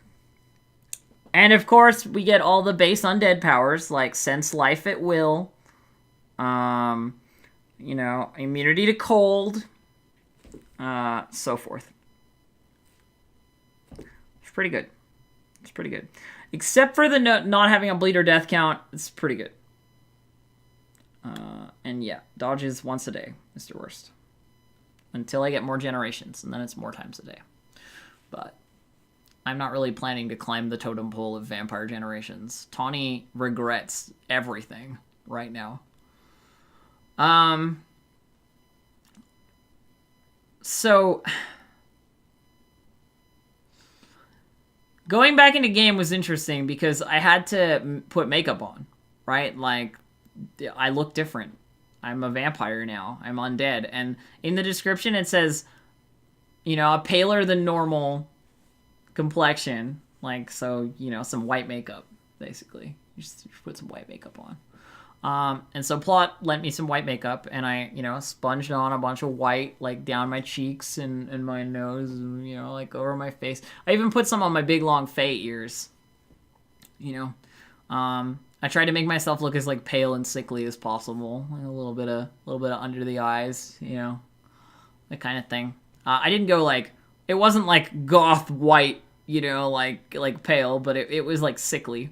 I looked ill. You know, I was very white, very pale. And so going back into game was very, very interesting. Because the way that it basically worked was that I had an hour now. There's an hour now where I look pale and sick and like I have vampire powers and stuff, but there's an hour here where I'm still dying. I'm not dead yet. There's this hour of my heart slowing and eventually stopping. You know, my breathing not coming naturally. You know, all that kind of thing, like settling in, the sunlight hurting me, like all of these things, just settling into a nice, you know, like a bad spot. Let's be real. So I went to the tavern. Of course, after this, I went in there and I'm looking all undead and shit. And immediately people are like, Tawney, are you okay? And I'm like, yeah, I'm all right. I'm just trying to focus on my breathing. If I keep breathing and I stay on my feet, then my blood can't stop blooding and my breath can't stop breathing. It's fine. I'm fine. It's okay. You know, like kind of trying to rationalize and like deal with the idea that her entire self is shutting down and she feels wrong and sick and gross and like stuff is happening that's weird. And she doesn't understand it. And you know, like people would be like, Anatomy, are you alive? And my answer, of course, is yes, because I'm still alive at this point. I have an hour of being alive. So, like, people would anatomy me and I'd be alive, or they'd, like, you know, necromantic arts, are you undead? And I'd be like, no. You know, that kind of stuff. Like, there's a bunch of, like, small misdirections during this point where I was like, if I can make people think I'm just sick, maybe they won't find out I'm a vampire when I'm a vampire. But once they do, shit's gonna get real. You know? So, like, all of this kind of stuff is going on, and, you know, Tawney's getting worse and worse, and a lot of this roleplay over this hour was internal. You know, there's a lot of like her own inner monologue and a lot of like what she was feeling and how she was thinking, and I love the idea throughout all of this that like, oh god, I can smell that person's blood, or like I can hear their heart beating and I couldn't do that before, or like oh god, you know, I don't think my heart is beating. You know, like, please start again, heart. You know, like, keep working. I don't know how I'm sitting here. You know? Okay, just focus on breathing. Just in and out. Just the lungs still working. Okay, good. You know, like, a lot of this was very internal, and I was, like, sitting there just quietly freaking out. Just sitting there quietly freaking out.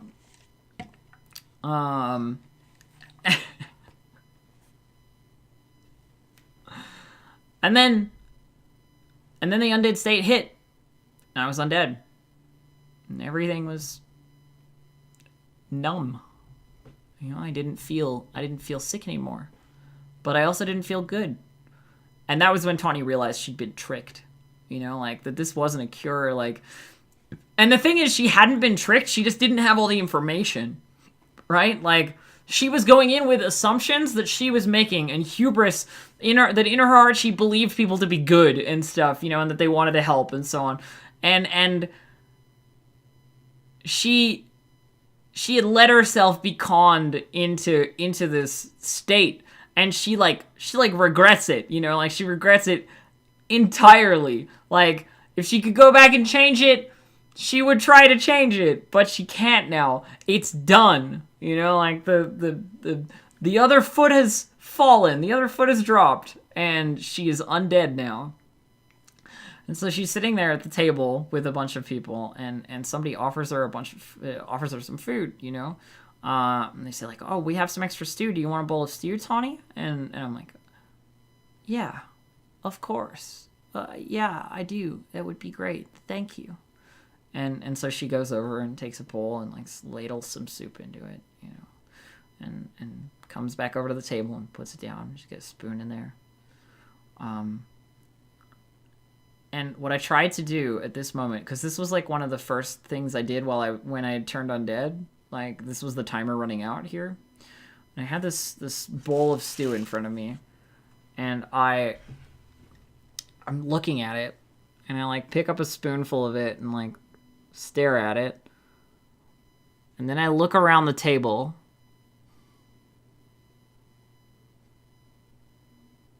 at like everybody else there, and then I just say, "Sense life," which is like the undead call for like, I can hear your blood, you know? And if you're alive, you have to respond with, "Here." You know? It's not a call you hear in game, it's just my senses noticing you, you know. So I'm sitting there with like this bowl, this spoonful of soup, and you're like, "Sense life." Everybody around the table is like, "Here." And then I just start eating soup, and like quietly, just this like. Nobody noticed anything in game, but out of game I have just announced that I'm undead, basically. Yeah. Look around the table a little hungrily. And sense life.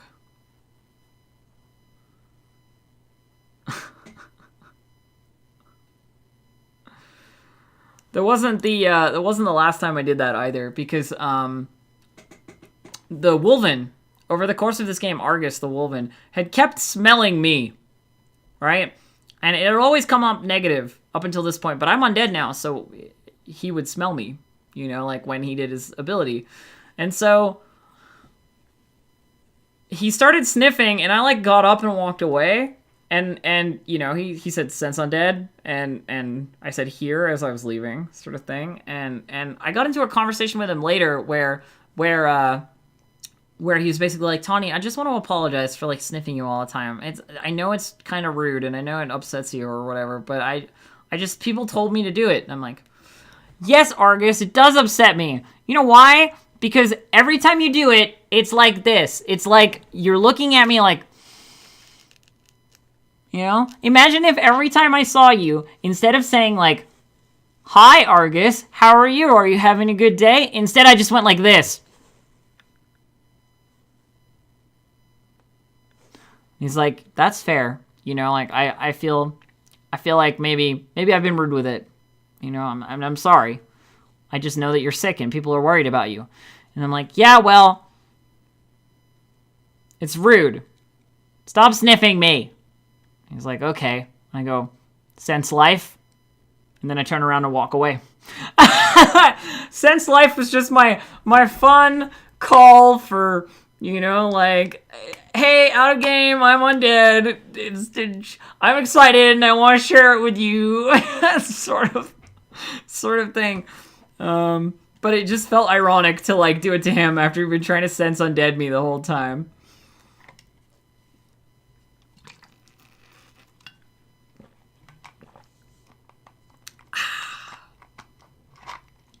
"Don't sniff me, I'm gonna sniff you." Exactly. I can hear your heart beating. But so I don't know how it got out. I mean, a bunch of people have necromantic arts, and I said yes to a bunch of people, and I don't know who it came from initially. And I got into a combat and took some no effect stabs and stuff, and like people could have seen anything happen over the course of like the next hour while I was undead.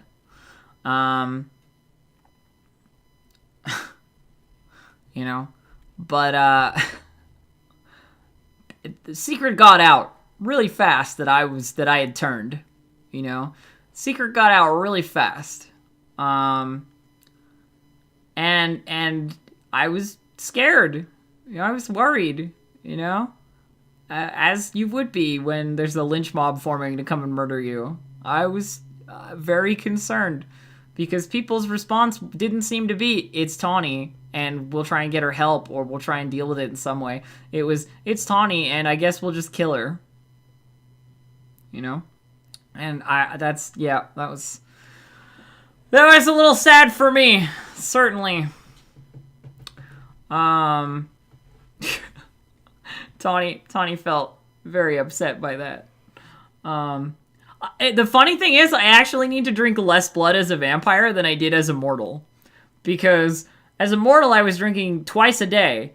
As a vampire, because I'm 10th generation, which is the lowest one, I only need to drink once a day. So I actually need to drink less blood now than I did before. You know, go figure. But, so I was worried about this lynch mob that was forming to come and kill me. And they ended up, like, surrounding the door to the cabin I was in. Or not the cabin I was in, but, like, to the cabin I was staying in. But I was still outside. And apparently, Yana was in there with two of the Vesmerites, like Argus and May, and Adeline. So they're in there. Like, I think they were trying to talk to Yana or, like, figure out a cure or something. But, like, everybody wanted to kill Yana, obviously. Like, kill the vampire, right? Like, super powerful vampire, kill it. Kill it now. You know? And so they all gathered around the door there, and it was locked, and they didn't have any locksmiths, so they couldn't open it. But, you know, if I'd had mist form, I could have gone in there. Probably would have been a bad idea, though. But yeah, so so they're gathered around this big mob around the door, like, waiting for Yana to, like, come out or whatever. And, me and Douglas are worried, you know, we're doing the whole, like, oh, do we leave town? Do we not leave town? And I'm thinking to myself, the safe thing would be to leave town, but also I feel like it's the shitty thing. If I were a player and I were hunting another player, you know, if I were like, hey, there's a reason that I want to kill you, and we should have that encounter, you know? I wouldn't want that player to, like, immediately go out of game. It's like stealing someone's club and then 30 minutes later leaving game with it. It's like, well, no chance to get it back. You know, whatever. That kind of stuff. It annoys me, right? So I was like, I'm not going to be that person. I'm not going to run off. I'm not going to run off into the night right away. I probably will at some point if it looks like I need to, but I'm going to give them a chance to come and murder me if that's what they need to do. If that's what needs to happen to satisfy them. So I stayed around. I hung around, and I got into a confrontation with Sten, which is like Hippie Kicker's character, Mike's character.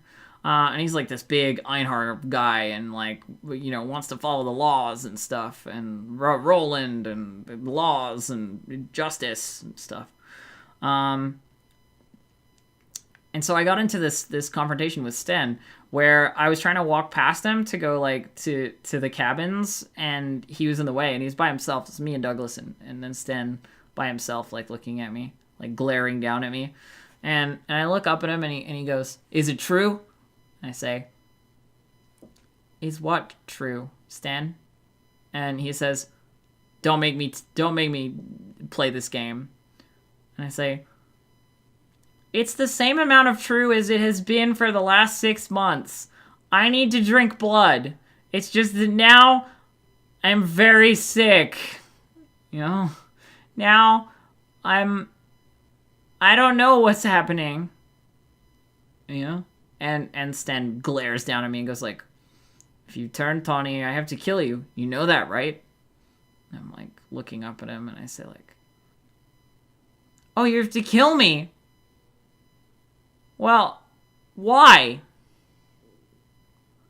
He says like, well, if you're undead, you're dangerous.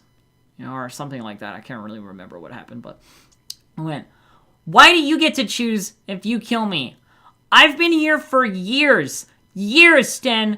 I've helped this town 1,000 ways, 1,000 different times, and I've been here for years. And you just showed up, what, like 3 months ago? And now you're making claims? You're making claims about when I'm gonna die and that you have to kill me? I thought we were friends, but I guess we're just friends until it gets hard. You know? Like, this whole time, by the way, this whole conversation, he is death glaring me. Just death glaring me, like, right in the eyes. And I'm like, you poor fucking sucker. If I want to end you, I can end you. Like, right here. I will gaze attack dominate the shit out of you. You swing that sword, it's over. Is what I was thinking in my head. I was like, if he raises the sword, I'm going to gaze attack dominate, stop. Gaze, stop, leave. Is what I'm going to do. But I didn't want to do that because that's not what Tawney would do. Right? Tawney doesn't want to hurt people. Tawney doesn't want to hunt people. Tawney doesn't want to have to defend herself from an execution. She just wants to be okay. That's it. She's just an innocent little fucking cream puff that's got herself in way too fucking deep. Like, so deep that it is, like, unbelievable how I got here. But she doesn't want to hurt people. And the thing is, like, in-game, her powers have not been described to her. You know what I mean? Like, in-game, her powers have not been described to her. So I imagine the first time it's going to be real freaky, you know? Like, she's never dominated anyone before, not with her eyes, you know? But yeah, so Tawney doesn't want to hurt anyone. The real fucking crux of the whole thing is I've got, like, 4 death gas globes in my bag, and if I wanted to kill people, fucking hell, it would be easy. You gotta send a couple people to come fight me because I will gas globe the shit out of you. You know, like, Tawney's actually very scary. Like, very powerful. You know? But on that alchemical level. Yeah. Alchemists are scary. She has a bunch of, like, poisonous gas that'll kill you in a second but won't do anything to her because it doesn't do anything to her anymore. But anyway, so I have this conflict and I'm like, so I guess we're only friends until it gets hard. Maybe instead of threatening me, maybe instead of standing in my way, you could do something. You know? Help instead of threaten. And then I just, like, pushed past, basically. Like, I just walked past him and Douglas came with me and we just walked by. And Mike was saying, like, apparently he didn't even turn. Like, there's some real emotions, you know, like for him during that scene. And I'm glad. I like the real emotions. I like the conflict. On an out-of-game level, I'm so excited about all of this. But I'm so anxious, too. There's so much anxiety and fear in Tawney that, like, suddenly there's this racism towards her, you know what I mean? Like, suddenly people that would talk to her normally and were her friends and wanted her help or invited her to come and drink with them or whatever, suddenly now she was a villain. Now she was something to be destroyed, you know? And that didn't compute. That doesn't compute with her. Like, she doesn't understand because she just doesn't have all the information. You know, she doesn't really know very much. She's like, well, I'm undead. That's bad. You know, like, that's really bad. And undead are scary and bad. And it's just, fuck, you know, like she just doesn't have the info. She doesn't know what's up. She doesn't really get why she can't keep doing what she's doing. Even in a search for, like, a way to make her alive again, which is what she wanted to do, right? Like, I regret my decisions. I regret having done this. I need you to help me get better. kind of thing, right? That's what I want. See, there's a problem with the undead state as well, and a thing that I should have mentioned previously, and that is that over the course of years, is what it says in the description, though I would probably do it faster. Over the course of years, a vampire slowly gains a hatred for the living. Like, the living become unimportant. The living become food. You know, it's like this like hatred for the living that affects all undead. You know, this hatred for the living that permeates the undead. They don't really like living things. Living things are bad. You know, and so there is this hate that like permeates over the course of like them being undead. But right now she's just Tawney in a shell of Tawney. You know, like her insides might not be working and she's a corpse, but it's still Tawney corpse. Basically, it's not, you know, a devil wearing Tawney's face. But so we pushed past Sten and like went to the cabin at the far end, which is where Douglas was staying, because he wasn't in the same cabin as me. And we just like walked past the little lynch mob and went up there. And you know, I sat down on Douglas's bed and I'm like, Douglas, they're gonna come and kill me, aren't they? Douglas is like, you know, it could be bad, Tawney. And I'm like, why would they kill me, Douglas? What did I do? And he's like, well, nothing. You just exist. You know? They just... Your existence is their problem. I'm like, well, I can't help that! I haven't done any crimes! I haven't hurt anyone or killed anyone. Even when people were gonna get hurt, I made sure that they were okay. I've saved this town a bunch of times. I killed big demons. I killed the huntsman. I've saved so many people, and now, because I exist, they're going to kill me! You know, and Tawney's like biting her fingernails with anxiety. And Douglas says, I hope that it doesn't go that way. You know, I hope that it doesn't go that way. And I will defend you if I have to. You know, and I look at Douglas and I'm like, no, because if you defend me, you'll get hurt. You can't defend me. You're not allowed. You're not allowed to defend me. Because if you do, then you'll get hurt, and I don't want that. And oh, Douglas, you're charmed, aren't you? And I was like, I have to let you make your own decision. I have to I have to let you make your own decision about this, Douglas. And I just reach out my hand and go, innate racial charm break, because I'm a wood face still, and I have a charm break, so I can just be like, and you're not charmed anymore. And so Douglas becomes not my thrall in an instant, you know? Just like that. And you know, sort of shakes his head and says, like, it doesn't matter, Tawney, I'm still your friend. Like, we're still friends. And thank you for, you know, feeling that way and hoping I don't get hurt. And I hope you don't get hurt as well. And I say, Douglas. Okay, Douglas. Okay. Take my belt. Take my belt. And I like give Douglas my belt. And it's got like all my valuables in it and stuff, my money and stuff. And I'm like, because if they kill me, they're gonna take my stuff, and I don't want them to have my stuff. You get my stuff, Douglas. If I die, you get my stuff. And then I was like, okay, I have to talk to Oric. I have to talk to Oric. And I stand up and I open the door and I go and find Oric, who's like separate from the mob, you know. And I say like, Oric, I need to give you something, okay? And you have to keep it safe for me, because if they find it on me, they'll break it and they'll let it go, and I don't want that. They can't, right? And he's like, well, Tawney, it's fine, Tawney. Like, of course, I'll take whatever it is that you want to give me. And I'm like, okay. And so I take out Inky, the jar containing my little infliction ooze friend. By the way, Inky, once I became a vampire, got a magic item tag, because it became irrelevant. you know?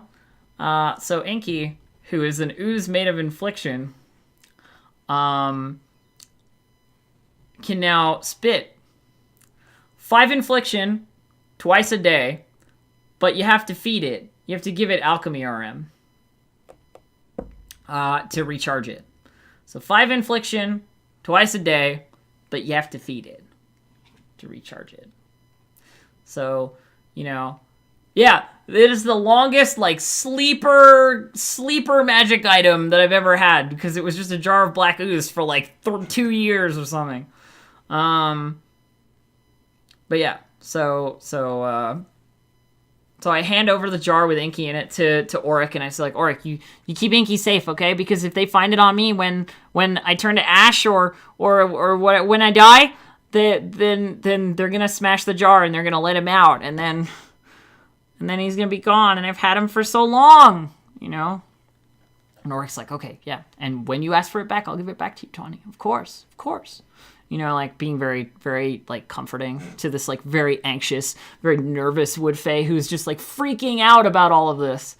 And then I say, and take this, and I give him the Wapiti stick. Or no, I didn't give him the Wapiti stick. I left it in Douglas's room. Is what I did. I left the Wapiti stick with Douglas, and I was like, Douglas, keep the stick. And I, like, wasn't carrying anything anymore. Like, I wasn't wearing anything, you know? And Douglas goes, Tawney, I have to go get something to eat. Are you gonna be okay? Once I get back to Douglas's place. I'm gonna go get something to eat. Are you gonna be okay? And I'm like, Douglas, can I sleep in your bed? I don't want to go to mine. There's a bunch of angry people around it. I'm just gonna sleep here, okay? And Douglas is like, of course, Tawney. I'm gonna go get something to eat in the tavern. You just sleep, okay? You just sleep right here. I'm like, yeah. And, you know, lie down in the bed and try and anxiety sleep, you know?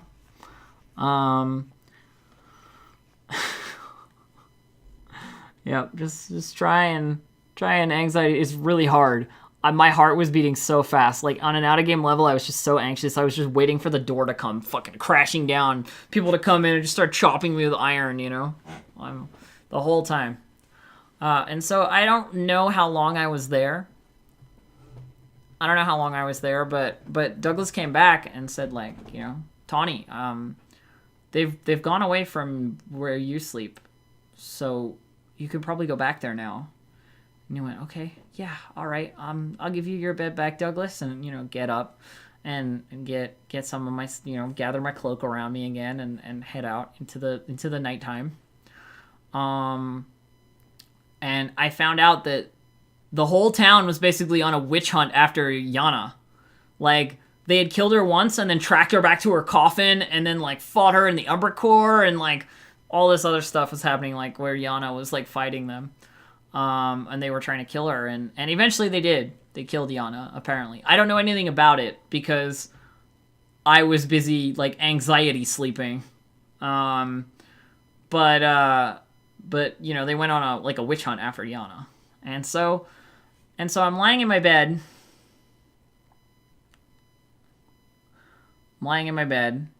And it's like the top bunk at the very back of the room. And it's high enough that if you come into the room, you have to, like, come over to it to be able to see me, because I'm like, you know, crunched down in it and, like, you know, hidden sort of thing by this little wooden part. And there were a bunch of moments where people would come in and I would, like, immediately snap up and peek over this little wooden ledge with, like, a gas globe in my hand, like, ready to, wah, you know, if anybody looked like they were coming to stab me or whatever. I was just very nervous, you know. Every little noise woke me up. Every little thing, like, jolted me awake. And there was this one moment because, like, Adeline's sleeping in the same cabin. Adeline, the high elf, you know, gold dragon worshiper person. She's been Tawney's friend for a long time. And there are a lot of people, like, sleeping in the same cabin who are Tawney's friends, you know. And so Adeline has this candle, you know, like a little tea light, basically. And I think she wanted to know if I was there, because she didn't realize that like whether I was or not. She couldn't see up there, so she like came up to the bedside and like leaned up and like put the candle to see if she could see me.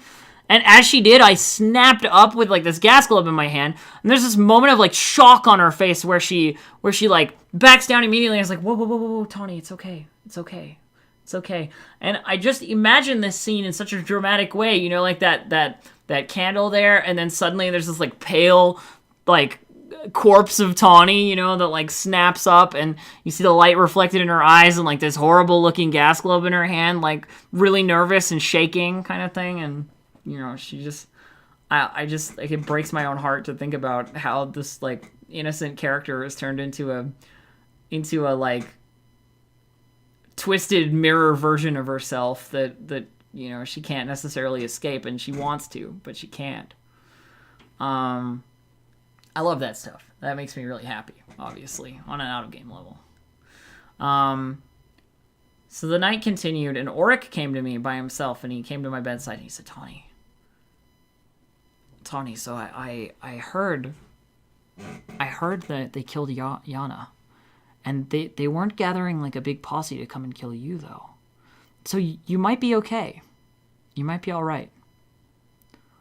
And I was like, oh, maybe they won't come and kill me. You know, like for the first time I was like, oh God, maybe they're not gonna come and murder my face.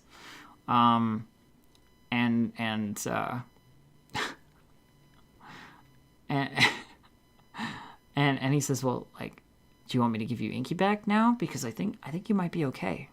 You know, I think it might be all right. And I'm like, no, keep him until we're sure. You know, I'll take him back when we're sure. And you know, he keeps Inky.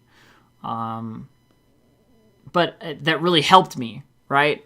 It really helped, like, my positive outlook, like, trying to get some sleep, right? And Auric was like, I really hope everything's okay, Tawney. And we'll talk in the morning, okay? And I was like, okay. And he left, and I put my head back down, and I went to sleep. And the next time people came in, it wasn't so great. Auric came back with Ander.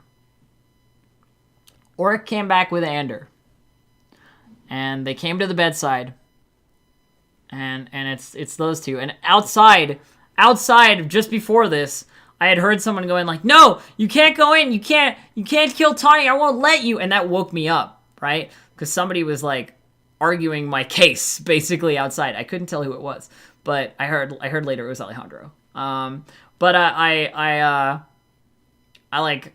I woke up when I heard that, and I'm like, oh God, something's coming. And, you know, I prep my gas globes and sit there in the dark waiting for the door to open. And Ander and Auric come wandering in. And Auric's like, Tawney, don't worry. You know? And Ander starts speaking, and he says, Tawney, they've told me I have to kill you. I don't want to do it, but we don't have a lot of options. So here's what we can do. And he like started talking with me, and I was like, okay, maybe I'm not gonna die, you know? Here's what we can do. We find your coffin, we destroy it, and we hope that when you come back through the resurrection circle that you're mortal. We've heard that might work. And I was like thinking in my head, like, I haven't attuned my coffin yet, so it's not even a thing, so I can't do that. I was like, I don't want to die. And he says, well, the other option is you just wait here for your execution. Someone will come, someone will do something, and you will be hurt. And I don't want that. I'm supposed to do it now, but we'll see. And then I'm like, I don't want to die, you know, like I want to live. And he says, well, the only other option is that you leave town right now. I'm like, okay,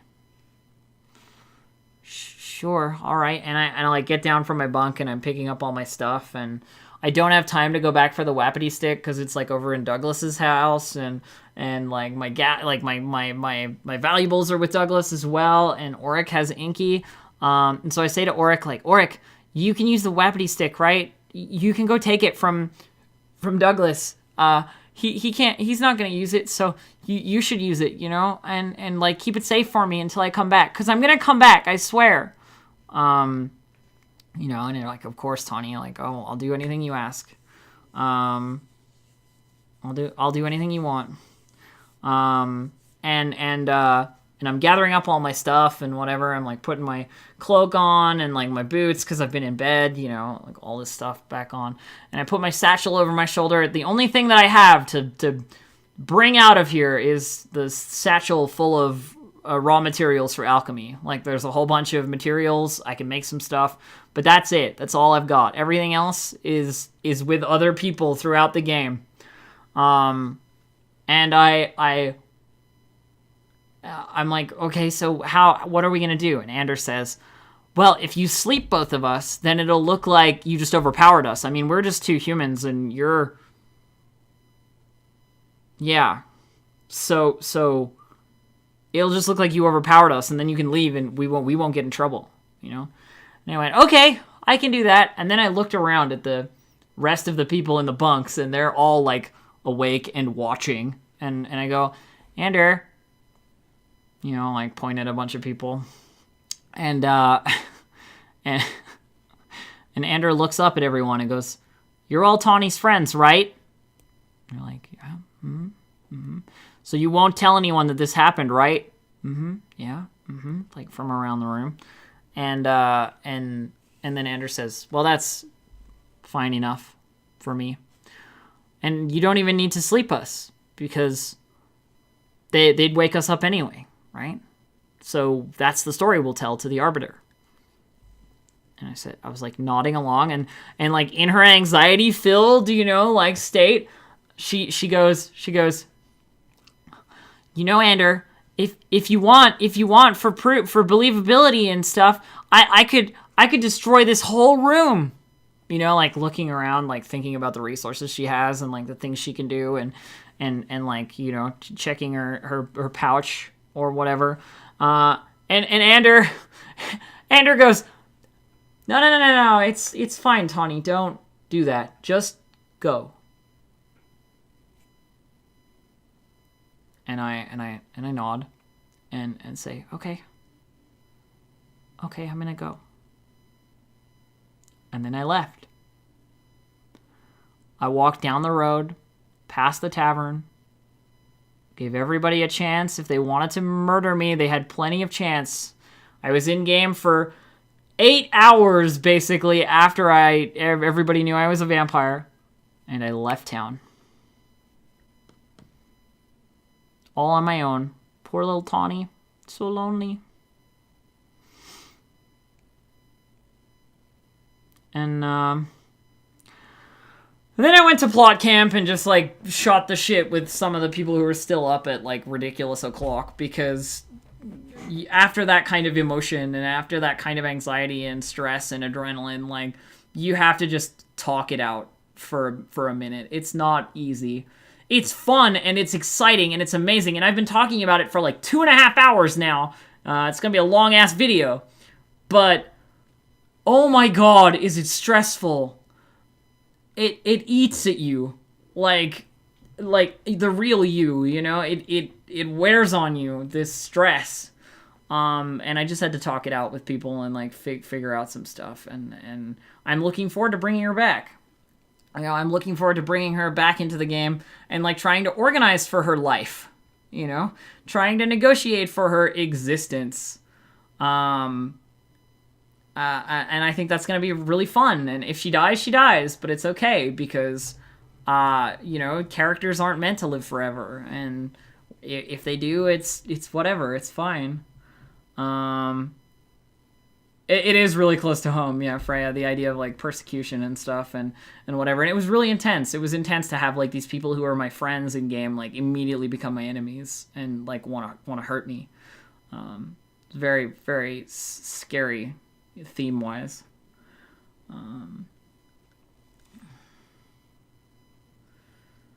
Fuck. So what happens now? She comes back at some point. I don't know when, I'll figure it out. Maybe she'll visit Calidor. They have vampires. Maybe she could actually learn something about herself.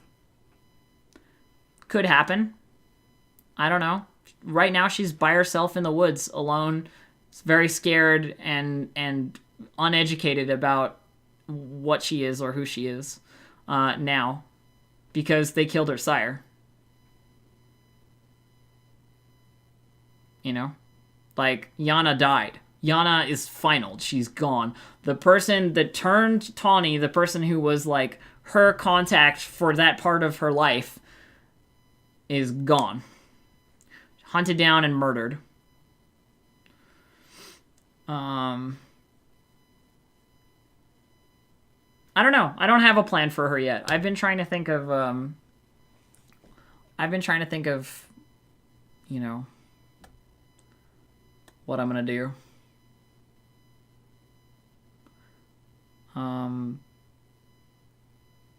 She'll come back, though. I haven't retired her, and she's not going anywhere.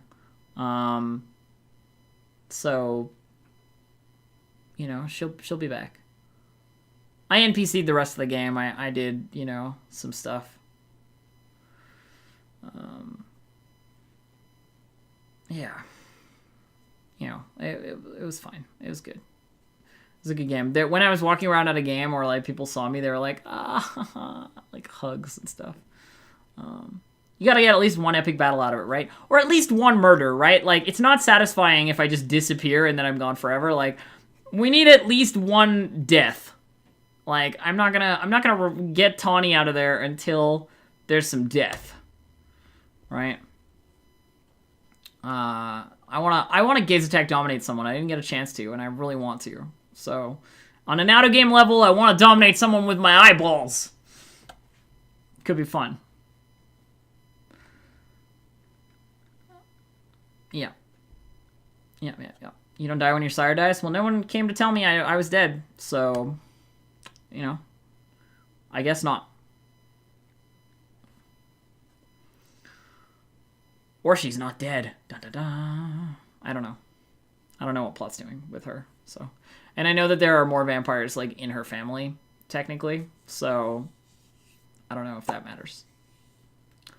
Got gas globes that can't go to waste. Yeah, I mean, Tawney is actually very scary. Like, if Tawney turned, like, pure evil, she could do a lot of damage. Like, slow death and death all over the place. So, you know. She's pretty scary.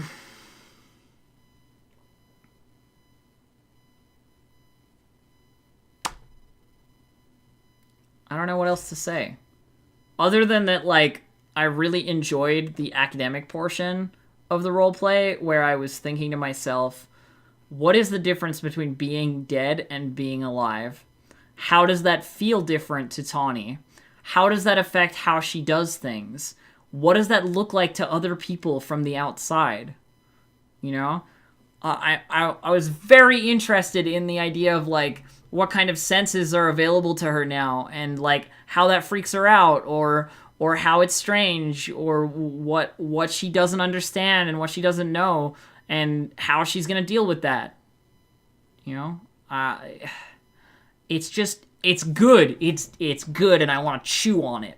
I just want to chew on it real good, you know? I'm very excited. I'm terrified because I like Tawney, and this is a huge step. This is a huge change for a very innocent character. You know, like, she was my break character. She was my low stress character, and now she is something else. And I hope to keep, like, a spark of what she is in her, you know? But that she's different, right? And how that difference is going to come out is the exciting part. But there you go. There you go. That's the story. That's how it played out. 6 months in the making, my friends. 6 months of drinking blood and having an animal charming ability and you know, throwing it around everywhere and letting everybody know that I was drinking blood and stuff. Like, 6 months of that before this. Now here we are. She's something different. Let's be honest, Aaron was the one you'd think would enter boss mode first.